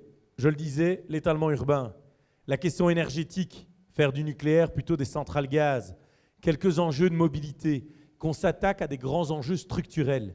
Mais aller embêter chaque citoyen individuellement, alors que, je le rappelle, dans le volume global, on représente 6 à 9% des émissions de CO2, vraiment, il faut arrêter d'être délirant. Donc c'est un enjeu majeur, on doit se donner les moyens, mais ça ne doit pas devenir une façon de pénaliser le citoyen, alors qu'on peut vraiment prendre des décisions de structure qui auront des impacts plus importants et qui permettront alors de ne pas culpabiliser les citoyens. J'embraye sur ce que tu dis parce qu'en effet, je crois qu'il ne faut pas avoir ces exigences complètement démesurées, mais il faut juste permettre aux citoyens de faire des travaux raisonnables d'isolation de leur bâti, parce qu'il faut se prémunir de la hausse des coûts de l'énergie. Vous savez qu'on a eu en 2021 une crise énergétique terrible qui a fait exploser les coûts. Les travaux d'isolation, il faut les faire quand l'énergie n'est pas chère, pas quand l'énergie est chère. Donc ça, il faut anticiper ça. Moi, je suis aussi ministre de l'énergie. Je peux vous dire que je travaille au meilleur mix énergétique sur le territoire pour assurer notre sécurité d'approvisionnement, mix énergétique qui va venir compléter le nucléaire, parce qu'on travaille évidemment à la prolongation nucléaire, qui est aussi une énergie décarbonée. Néanmoins, on ne peut pas maîtriser l'ensemble de la facture. Il y a un contexte géopolitique qui joue aussi sur le coût de l'électron. Et on n'est pas maître de tout. Donc on fait le maximum, évidemment, pour retrouver l'autonomie et la souveraineté énergétique en Europe. C'est d'ailleurs un des chantiers dont l'Europe devrait s'occuper beaucoup plus, plutôt que de fixer des objectifs complètement inatteignables. Mais voilà, on travaille là-dessus, mais il n'empêche pas moins que procéder à un minimum de rénovation, d'isolation de son bâti vous prémunira aussi. Et on parlait tout à l'heure du coût des maisons, de la baisse des droits d'enregistrement, du calendrier de rénovation. Le prix des passoires énergétiques va baisser. Ça, je peux vous le dire. Tous ceux qui sont concernés, je vous invite à négocier les prix. N'achetez pas une passoire énergétique comme un chat dans un sac.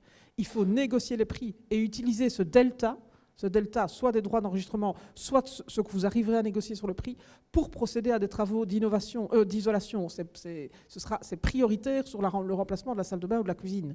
Je veux dire, voilà, parce qu'il y a quand même cet aspect aussi d'arriver à se prémunir contre les coûts énergétiques. Et donc, il y avait la dernière question de madame. Oui, tout à fait. Alors, j'ai noté les initiatives que vous avez évoquées, qui sont très, très, très intéressantes. Et évidemment, je investiguerai, on regardera dans quelle mesure il y a moyen peut-être de faire tache d'huile, enfin de généraliser ce type de choses. Je note aussi, mais là, je ne peux que partager, parce que moi, j'ai découvert les marchés publics. Moi, je ne viens pas de... Voilà. Mais quelle horreur! Mon Dieu, mon Dieu, mon Dieu, mon Dieu, mon Dieu. Donc, alors, les marchés publics, au départ, c'est quelque chose de bien qu'on peut comprendre, parce qu'il s'agit de veiller à ne pas favoriser un opérateur privé plutôt qu'un autre. Donc, l'intention de départ est bonne, mais le point auquel on en est arrivé, mais c'est complètement ingérable. J'y suis moi-même soumise. Si je veux acheter une plante verte, je dois faire un marché public. Inutile de vous dire que je vais chercher la plante verte moi-même, ça va plus vite. Mais donc, je comprends très bien votre remarque, sans compter que ça m'est revenu à de nombreuses reprises. Donc, les cahiers de charges type sont extrêmement complexes et il me semble aussi urgentissime de modifier et d'élaguer des exigences en termes de marché public. Donc, j'ai ça dans le collimateur aussi. Alors, je vous propose de faire un deuxième tour de questions. Évidemment, vous voyez, on est nombreux ce soir. Si jamais vous ne pouvez pas poser votre question, vous pouvez la poser sur conférence@mr.be. Vous recevrez une réponse soit du cabinet de Madame la Ministre, soit directement des équipes du MR si c'est un autre sujet. Aussi, les deux orateurs ce soir resteront un peu plus tard. Donc si vous voulez directement aller leur parler, ils seront là sans souci. Alors, levez la main bien haut. Oui. Bonsoir. Petite question, Madame la Ministre. J'occupe actuellement un logement du Haut-Mougréen avec un loyer équilibre. Ça fait 2 ans maintenant en fait, que le loyer a pris 150 €, plus ou moins sur 2 ans, alors qu'avant on avait une augmentation de 5-10 €. J'ai demandé en fait le pourquoi au Haut-Mougréen. Ils me répondent, c'est comme ça. Le logement aura 13 ans au mois de juillet. Ça fait 13 ans que le logement est à l'abandon. J'ai des châssis en bois, ils sont pourris. L'isolation, elle est ce qu'elle est. Donc voilà. Qu'est-ce qu'il y a moyen de faire par rapport à ça, et aussi le plafonnement de ce loyer équilibre. Ce qu'on est avec M. Boucher, je travaille pour une société de toilettes où on est en grève actuellement, donc je n'ai pas un salaire énorme, et en fait actuellement mon loyer dépasse un tiers de mon revenu. Voilà, merci. Merci beaucoup. Une autre personne peut-être? Oui, madame. Voilà, donc moi c'est un petit peu dans un autre registre. Vous parliez quand même des jeunes et de l'accès au logement. Alors je pense, je ne suis pas sûre que ça existe ici en Wallonie, vous allez me le dire, le droit de portage, du droit d'enregistrement quand la personne doit changer d'endroit pour le travail. Ça existe en Flandre, je pense, donc on ne paye qu'une fois le droit d'enregistrement et c'est reporté sur le deuxième achat. Merci beaucoup. Une troisième question là-bas. Oui. Bonsoir Madame la Ministre, je ne m'attendais pas à poser une question, mais elle me vient à l'esprit. Alors je me lance, je suis banquier à la retraite depuis 1 an maintenant, mais je travaille encore comme consultant financier, principalement en études notariales. Et ces 15 derniers jours m'ont été soumis une problématique que je trouve interpellante, en tout cas suffisamment que pour vous la présenter ce soir. Elle concerne les droits d'enregistrement à 3%, qui sont vraiment une très très bonne chose justement pour tous ces jeunes qui souhaitent l'accès à leur premier logement. Par contre, je me suis rendu compte en vérifiant les textes, parce que j'ai été interpellé par un notaire et à qui je devais bien confirmer ma lecture également des textes. Un point de détail, vous l'admettrez, mais quand ça fait le malheur de 2 familles, j'estime que je peux vous le soumettre. En fait, il y a dans les textes une petite précision en matière de l'octroi des 3%. C'est qu'en cas de co-emprunteur, donc de co-débiteur, et en tant que banquier, on doit parfois mettre papa ou maman comme co-emprunteur avec cette obligation d'intérêt économique, donc d'une quote-part de propriété. Je ne rentre pas dans les détails. Mais il se fait en fait que la législation prévoit que pour que les 3% subsistent, il faut que l'obligation de domiciliation soit effective pour tous les emprunteurs et co-emprunteurs. Autrement dit, pour tous ces... Là, je viens d'avoir 2 jeunes, en fait, qui font l'acquisition et où j'ai dû malheureusement confirmer que les droits d'enregistrement étaient à 12,5 pour tout le monde, alors qu'on n'a qu'une part d'intérêt économique de 10%. Voilà, ça m'est venu à l'esprit, je voulais vous le dire, Madame la Ministre. Merci beaucoup. Alors, je propose de prendre encore une dernière question avant les réponses. Non, bah alors je propose... Ah si, pardon, désolé, je ne vous voyais pas. Oui, bonjour. Alors, moi c'est la 2e fois que j'assiste à des soirées comme ça et c'est au nom des architectes que je souhaite parler à nouveau. Vous parlez d'aider à ce que les permis passent plus vite, mais je pense qu'il y a lieu de débattre ça avec ceux du terrain et que vous puissiez avoir les explications en direct de ce qui nous cale. Je vais avoir du mal à tenir mes larmes. C'est inégal dans chaque commune. On ne sait pas face à quelle loi finalement on doit débattre. Et ce n'est pas face à des lois, c'est face à des personnes physiques qui décident de leur propre chef. Si vous avez trop mis votre nom sur plusieurs permis, ben on va vous casser. Les charges ici urbanistiques, moi j'ai plein de promoteurs qui sont OK pour le faire. Et alors, du coup, que je dis, OK, ils y vont, on nous invente, ah, mais vous montez trop. Alors, je rejoins ce que vous avez proposé. Il faut absolument construire sur moins de terrain. Il nous faut des étages. Non, vous avez un bungalow à côté, madame. Il faut rester au niveau 1. C'est aberrant. Alors, oui, il ne faut pas étaler, mais quand une rue est commencée et que vous avez une dent creuse de 150 mètres, il faut quand même la combler. Et justement, la combler avec des étages. Parce que vous avez une grande propriété qui va rester verte derrière et on peut reculer. J'ai plein d'exemples et je vais prendre trop de temps. Je suis désolée, mais il faut monter avec ceux du terrain et nous écouter un par un. Parce que moi, je viens de Liège-Centre, j'en peux plus. J'en peux plus. En plus, ils analysent très mal nos dessins.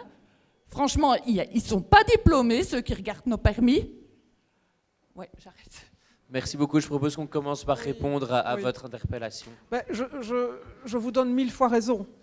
J'ai la même expérience que vous. Moi, ce qui me remonte, c'est qu'en effet, c'est chaque fois 2 poids, 2 mesures. On ne sait jamais à quelle sauce on va être mangé. Les avis qui sont remis... J'ai encore un exemple. Tout récemment, j'ai été visiter une rénovation de logement social et je me demandais pourquoi on avait exigé tel type de revêtement de façade. Ah, mais c'est comme ça, c'est la commune qui a dit que, ou c'est un tel qui a dit que, ou un tel... Et ça aurait été une autre commune, ça aurait été un autre revêtement, avec un autre niveau. Voilà, donc je vous rejoins parfaitement. On est tout à fait au courant du problème. Je crois qu'il y a toute une série de règles à revoir. Et il y a aussi une série de dispositions qui ne doivent pas être prises au niveau local. Parce qu'en effet, ici, on est vraiment mangé, on ne sait pas à quelle sauce on va être mangé. Et donc, ça, vous citez ces exemples-là, mais j'en connais plein d'autres, c'est vrai pour les entreprises aussi. Donc, oui. Oui. Non, non, mais je comprends bien. On n'a pas le droit à l'accès, parce qu'on n'a pas déjà fait des chiffres de plusieurs millions. Mais pourtant, nous, on a des entrepreneurs qui travailleraient moins cher que ce qu'on propose en entreprise. Donc, vous dépensez de l'argent avec des gens qui viennent chercher des gros budgets pour ne pas faire du meilleur travail que nous les privés. Je prends note. Je prends note. Je sais pas, tu veux. Qu'est-ce qu'il y avait d'autre? Oui.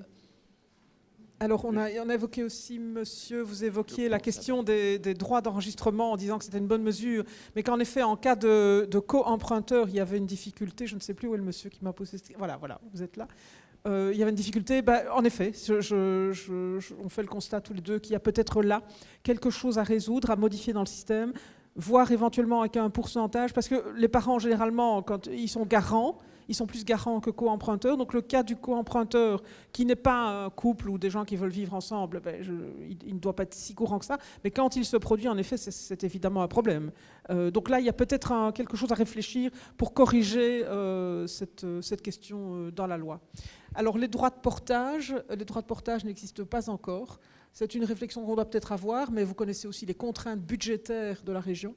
Donc elles sont énormes. On a beau dire, voilà ça. Il y a un impact budgétaire qui n'est pas léger. Hein. Voilà. Oui, non, mais ça, je l'entends. Bien sûr, oui. Sur le fond, je suis d'accord avec vous. Oui. Mais si vous voulez payer moins d'impôts, il va falloir qu'on ait moins de dépenses publiques. Et ça, c'est ce que les politiques n'expliquent jamais. Mais on a un État qui coûte trop cher parce qu'on intervient dans plein de trucs. Mais ce qui est fou, c'est que quand on supprime ou qu'on diminue des aides à la rénovation ou des primes, on dit « Ah, c'est un scandale ». Oui, mais le contribuable devrait nous remercier. Et donc, on ne peut pas demander dans le même temps d'augmenter les prestations de l'État et de l'autre côté, de vouloir réduire ses recettes. Alors, bien sûr, l'État perd beaucoup d'argent dans ses structures. C'est pour ça qu'on veut supprimer le niveau politique des provinces, qu'on supprime le Sénat, qu'on veut fusionner des communes, parce qu'effectivement, ça nous coûte énormément d'argent. Ça nous coûte énormément d'argent. Mais bon, je vous donne un exemple d'un État bien géré, c'est les Pays-Bas. C'est pas super exotique, hein. Mais allez voir aux Pays-Bas, ils ont un gouvernement, les provinces sont vraiment réduites à portions congrues, et ils ont des communes de 40-50 000 habitants. Hein. Donc, il faut quand même aussi à un moment donné savoir ce qu'on veut. Mais si à chaque fois qu'on fait une réforme, on dit « Ah, mais ça, on ne veut pas », mais on ne veut pas payer de l'impôt non plus, ça ne va pas marcher. Donc, la portabilité des droits, moi, je trouve que ce serait juste, mais... Oui, mais vous vous rendez compte que la portabilité des droits, c'est une perte de recettes. Parce que ici, vous touchez de l'argent à chaque acquisition, plusieurs fois dans la vie, potentiellement, que là, en fait, vous ne le toucheriez qu'une fois, puisqu'il y a une portabilité que vous pourriez utiliser. Donc, on est pour, comme on est pour de façon globale la baisse d'impôts, mais il ne faut pas qu'on se quitte sur un malentendu. La seule façon de baisser l'impôt, c'est de diminuer la dépense publique.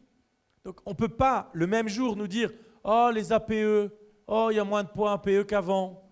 Oh, les subsides, il y a moins de subsides qu'avant. Ah, vous êtes en train de réduire certaines prestations sociales qui sont, à mes yeux, abusives. On est dans un pays où les prestations sociales sont tellement élevées qu'en fait, on dit aux gens, surtout, arrêtez de travailler. Et dans le même temps, nous dire qu'on doit baisser l'impôt. Il faut, en fait, pour être clair avec vous, que l'État revienne sur ses missions de base. L'État s'occupe de plein de choses dont il ne doit pas s'occuper. Et les missions de base de l'État, il n'y en a pas 1000, il y en a 4.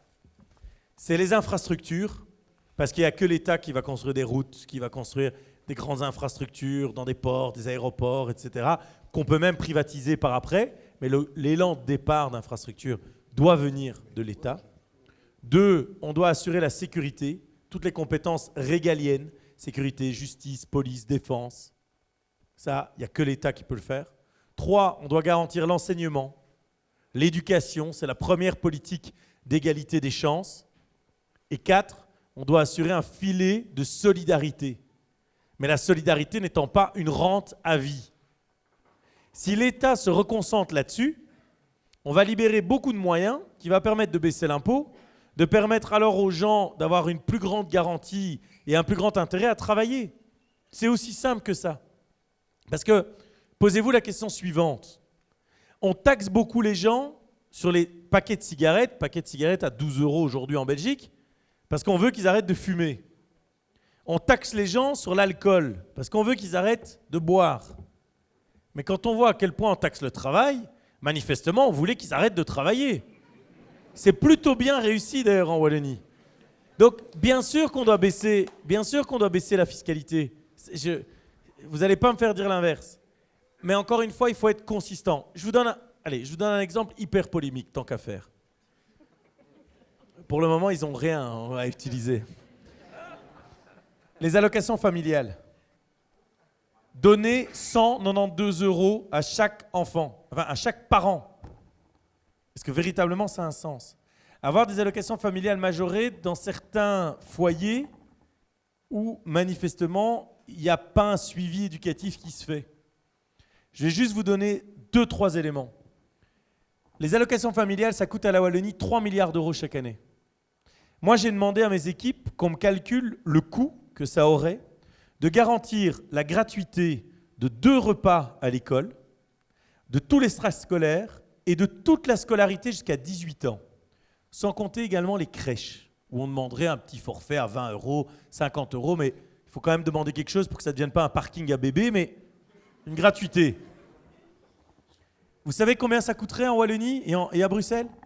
Ça coûterait 1,5 milliard. Garantir la gratuité de services pour des enfants avec 2 repas par jour, de 0 à 18 ans, ça coûte 1,5 milliard. On dépense 3 milliards d'euros d'allocation familiale. Et moi, je suis désolé, mais on peut avoir ce débat.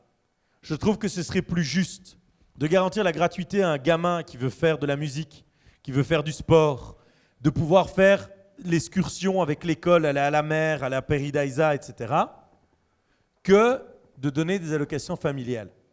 Je trouve que ce serait plus juste, parce qu'au moins, on est certain que l'argent est utilisé à l'égalité des chances des enfants.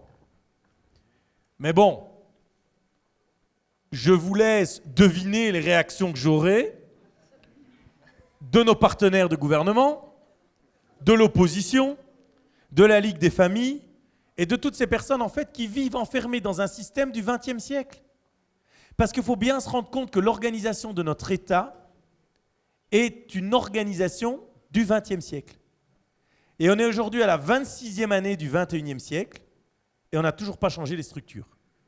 La sécurité sociale est utilisée exactement de la même manière alors que les cellules familiales ont changé. Le rapport à la solidarité a changé. Avant, tout à l'heure, madame évoquait qu'elle vit avec peut-être votre grand-mère, vous avez parlé d'une personne âgée en tous les cas, votre papa, bon. Mais avant, on vivait avec ses parents, ses grands-parents, parfois dans la même maison. Je ne dis pas qu'il faut retourner là-dedans. Je dis juste que quand on a pensé le modèle social actuel, il y avait une solidarité intrafamiliale beaucoup plus élevée. Il n'y avait quasi pas de famille monoparentale. Encore une fois, je ne porte pas un jugement de valeur. Mais je vous dis juste que quand vous pensez un système avec un certain mode d'organisation de la société, et que cette organisation de la société change complètement, et encore une fois, ce n'est pas mal, ce n'est pas bien, c'est une évolution, c'est tout. Et donc oui, il y a plus de familles monoparentales, et tant mieux entre nous, ça ne sert à rien de rester enfermé dans une relation quand on ne peut pas ou qu'on ne veut plus. Et la solidarité familiale a également évolué. Et donc qu'est-ce qui s'est passé? C'est qu'au fur et à mesure du temps, on s'est de plus en plus retourné vers l'État en disant « mais c'est à l'État de compenser ». Sauf que le mode de financement et les structures n'étaient pas faites nécessairement pour ces réalités. Même chose d'ailleurs pour l'aide à la jeunesse.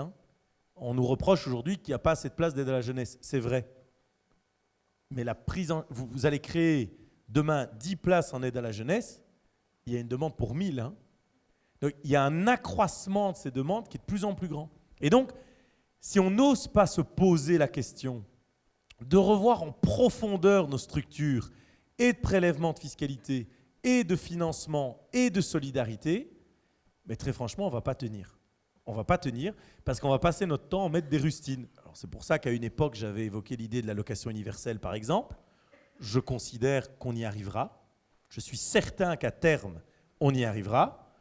Peut-être des aides plus directes aux enfants, comme je l'évoquais. Mais en tous les cas, on doit oser penser des structures qui n'existent pas. Le problème dans ce pays, c'est qu'à chaque fois que vous pensez à un truc qui n'existe pas, qu'est-ce qui se passe? Vous avez bien un cher collaborateur du Parti socialiste qui regardera l'ensemble de nos débats, qui découpera chacune des petites phrases et qui permettra au bourgmestre de Charleroi de jouer un très mauvais rôle d'acteur, parce qu'il n'est vraiment pas bon. Je ne sais pas s'il est bon bourgmestre, soit j'ai déjà mon idée, mais en tout cas, comme acteur, il est très mauvais, ça c'est sûr. J'ai eu l'occasion de voir sa vidéo, il n'y a personne qui y croit, mais bon, sauf ceux qui en ont envie, ça c'est comme les religions, si vous avez envie d'y croire, vous pouvez y croire. Mais je n'ai rien dit sur les croyants, hein, Mais fondamentalement, si on n'a pas le courage de poser ces débats-là, franchement, on va vers la catastrophe. Et dans tous les secteurs, notre monde ne va pas mal, ne va pas beaucoup plus mal en tous les cas que les époques passées. Mais nous sommes à un moment très particulier où toutes nos structures du XXe sont en train de craquer parce que le monde a changé. En droit international, en politique internationale, mais aussi les structures sociales et fiscales de notre pays. Et donc oui, ces réformes devront être portées pour pouvoir justement alléger le fardeau des classes moyennes, mais vous voyez que parfois une simple question sur la portabilité des droits peut nous entraîner sur des considérations philosophiques et d'enjeux de société. Je vous remercie pour la question. Alors il y avait la première question, oui, de monsieur là-bas. Oui, monsieur, oui, votre cas où vous dites en effet, si je comprends bien, que le loyer d'équilibre a augmenté directement de 150 €, voilà, il est fort probable que c'est l'index qui ait généré un saut de seuil, un dépassement de seuil. Alors, mais j'allais vous dire que je vous propose d'en discuter aussi après, parce que c'est un cas particulier. Mais, si tu me permets, dans le même prolongement, vous savez qu'il y a des gens qui ont parfois intérêt, non mais pour vous dire à quel point notre fiscalité est dingue, parce que là c'est sur un point de vue fiscal, mais les effets de seuil, c'est la pire chose, et en politique sociale et en politique fiscale. Et donc, il suffit que vous gagniez, donc il faut vérifier votre feuille de salaire, donc il faut vraiment regarder les chiffres. Mon loyer ne bouge pas par rapport à mon salaire, en fait, c'est ça qui est dingue. Donc avant, je gagnais. Mais donc, comment votre augmentation a pu se faire? Mais c'est ça qu'en fait, à cause d'un effet de seuil, vraisemblablement. On est 14 locataires, là, ça fait 2 ans, en fait, qu'on se pose énormément de questions. Les 14 ont eu la même augmentation en même temps? Alors, si vous voulez mon avis, c'est juste une décision politique, alors, de revoir les loyers à la hausse. Mais on va se renseigner en tous les cas. Exact, exact. C'est possible, oui. Et par ailleurs, on a aussi un enjeu qui peut être un effet de seuil, où parfois, quand vous gagnez 10 € de plus, vous passez dans une autre tranche. Et donc en matière sociale, vous n'avez plus accès à une série de droits alors que vous n'avez que 10 € de plus. Et en matière fiscale, vous êtes aspiré dans une tranche de fiscalité supplémentaire. Et donc en réalité, je vous le répète, il y a des gens qui parfois ont presque un intérêt à refuser une augmentation ou une progression de carrière. C'est quand même assez dingue dans notre modèle et ce qui montre la difficulté de la progression. Et donc on doit avoir un système social où parfois on continue à accorder des aides, mais de façon restreinte, à des gens qui ont des augmentations pour leur permettre de passer un effet de seuil. Et en matière de fiscalité, même chose. En fait, vous savez, en Belgique, on n'arrête pas de dire qu'il y a une fiscalité trop grande sur les bas salaires. Pas populaire, c'est faux. Jusqu'à 2000 €, vous ne payez quasi pas d'impôts. Le vrai problème en Belgique, c'est quand vous arrivez proche du salaire médian. Le salaire médian, contrairement à ce que pensent les écolos, ce n'est pas 6 400 € ou 6 800 € brut. Le salaire médian, c'est 4 000 € brut. Ça veut dire 2 300 € net. Et le problème, c'est que dès que vous arrivez à 2002-2003, vous êtes à 40% d'impôts. Et dès que vous passez 2003, chaque euro gagné, c'est 50% d'impôts. Et donc, les politiques n'arrêtent pas de répéter comme un slogan, les bas salaires. En réalité, à 1007, 1006, on ne sait plus faire grand-chose pour vous en matière de fiscalité. Pourquoi? Parce que la quotité exemptée d'impôts, donc le montant à partir duquel vous payez de l'impôt, on va le passer de 10 000 à 15 000. Donc les 15 000 premiers euros, vous ne payerez pas d'impôts. Et ensuite, la première tranche est assez basse. Mais dès que vous commencez à arriver dans la zone 2002, qui n'est pas une zone 2100, 2200, 2300, là, vous rentrez sur 40%, puis 50%. Et donc, vous avez un effet de seuil qui est colossal. C'est-à-dire qu'à certains moments, vous avez plus intérêt à rester à 2200 qu'à essayer de gagner 2700. Parce que fiscalement, ce qui va vous rester n'est vraiment pas intéressant. Et ça amène à un système qui est presque communiste dans notre pays. C'est quand vous additionnez tous les emplois barémisés que nous avons, parce qu'en fait, en Belgique, il n'y a pas, et tant mieux, qu'il n'y ait pas une grande différence salariale entre les hommes et les femmes, mais elle s'explique pour un élément qui est très simple. Il n'y en a en fait quasi pas. On est un des pays les plus égalitaires du monde, mais pour deux raisons très simples et faciles à évoquer. On a une grande part d'emplois publics, et dans la fonction publique, vous ne négociez pas votre salaire, puisque tout ça, surtout si vous êtes statutaire, mais tout ça est fixé. Et pour le reste, il y a énormément d'emplois privés qui sont barémisés. Et donc, quand vous additionnez le fait que beaucoup d'emplois sont barémisés, et en plus un système fiscal qui crée en fait une aspiration terrible entre 2 000 et 4 000 euros, en fait, vous vous retrouvez à ce que beaucoup de gens, énormément de gens, n'arrivent pas à quitter ce salaire médian. Et donc, la prochaine grande réforme fiscale devrait plutôt recréer des taux d'impôt intermédiaires pour qu'il y ait une progressivité qui soit plus lente. Mais il est évident que ça, il y en a peu qui en parlent, parce que ça coûte énormément d'argent. Donc on revient à mon premier point, de baisser la dépense publique. Parce qu'en fait, là où l'État a beaucoup de revenus, c'est justement sur la fiscalisation du salaire médian. Parce que là, ils ont une grande masse de gens, et retenez une règle en fiscalité et en économie, de massa is de cassa. Donc le politique qui vient vous expliquer qu'il a trouvé comment faire 20 milliards de recettes en taxant uniquement tous les gens qui ne sont pas comme vous, c'est-à-dire les ultra-riches, parce que ça c'est hyper facile comme slogan. Ce politique-là, il va vraiment falloir qu'il y ait un jour, il vous montre un tableau avec des chiffres. Ça n'existe pas. Si vous voulez avoir de grands rendements fiscaux, vous devez faire en sorte que la taxe pèse sur beaucoup de gens. Parce que c'est sur la multiplicité des gens qu'en fait l'État va faire son rendement. Et donc, oui, on en revient à mon point de base, il faut augmenter le taux d'emploi pour mieux répartir le fardeau fiscal, mais on doit également faire en sorte de diminuer les dépenses de l'État si on veut arriver à quelque chose de convenable. Rien que ce gouvernement a fait au niveau fédéral un exercice à 32 milliards d'euros. Et donc je ne vais pas cacher qu'il y a un grand travail à faire au niveau des régions. Parce qu'au niveau des régions, on fait des exercices budgétaires, mais objectivement, pour m'être fortement penché, par exemple au niveau de la région bruxelloise, des marges, il y en a encore beaucoup. Et donc, il ne faut pas non plus dramatiser la situation. Et il y a aussi des marges de structure où, effectivement, la structure publique belge coûte trop cher. Juste pour vous donner 2 chiffres, on a 40 000 fonctionnaires de plus depuis 5 ans. Donc, je ne sais pas si vous avez considéré que votre service public s'était amélioré sur les 5 dernières années. Et on a 4 fois plus de fonctionnaires que dans les années 60.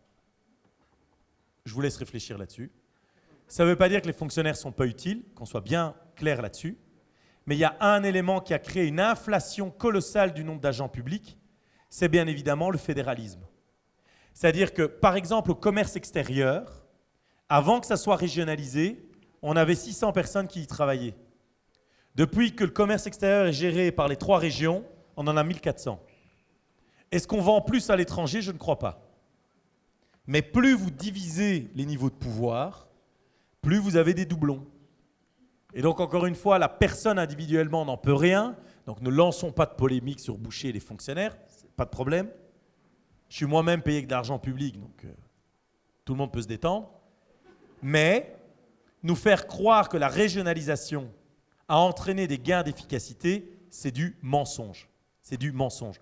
Parce que dans un pays aussi petit que le nôtre, si on avait un gouvernement et 15 types dans le gouvernement, hommes et femmes, bien évidemment, plus non-genrés, tout ça, pas de problème. Franchement, le pays serait vraisemblablement mieux géré. Parce qu'aujourd'hui, parfois, on prend des décisions contraires d'un gouvernement à l'autre. Ça n'a pas beaucoup de sens. Donc vraiment, réduire cette structure d'État est devenu impératif pour notre pays. Merci beaucoup. Alors, je propose de s'arrêter là pour ce soir. Évidemment, il reste à votre disposition, comme l'adresse mail Et je me permettrai de donner le mot de la fin à Loïc Demeux-Lenard, j'espère le dire correctement, le président de la section locale de Flémal.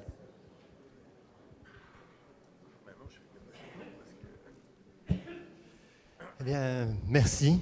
Merci à nos deux orateurs qui nous ont fait l'honneur de venir ici ce soir à Flémal. Ça a été un peu sportif par moment, mais tout s'est très bien passé. Je vous remercie bien entendu toutes et tous de vous être déplacés si nombreux ce soir pour participer à cette soirée qui est quand même tout bonnement exceptionnelle. On n'a pas l'occasion d'accueillir si souvent un président de parti et une ministre à Flémal, surtout en dehors de la Maison du Peuple. Mais c'était d'autant plus exceptionnel que nos deux personnalités sont venues pour rencontrer directement les citoyens, pour échanger avec eux, pour débattre en toute ouverture, quelles que soient nos opinions politiques. Et nous sommes très fiers au mouvement réformateur d'avoir la seule présidence de parti qui a mis en place une telle démarche qui, selon moi, est le plus bel exemple d'exercice démocratique. Alors, Flémal était vraiment une commune toute dédiée à cette thématique de logement, puisque nous sommes toutes et tous touchés, mais surtout dans une commune aussi diverse et variée que la nôtre. D'ailleurs, Monsieur le Président, vous ne le savez probablement pas, mais à Flémal, il y a un quartier qui s'appelle Mons-les-Lièges.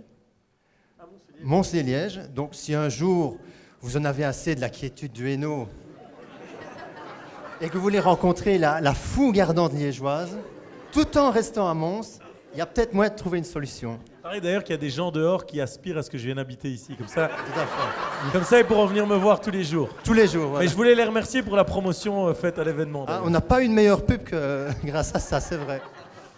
Et enfin, tout simplement, je terminerai en vous remerciant encore une fois toutes et tous, mais aussi remercier toutes les personnes qui nous ont aidés à organiser cette soirée. Je pense évidemment à l'équipe de la présidence, en particulier Madame Caroline Jacobi, qui a vraiment été très présente avec nous.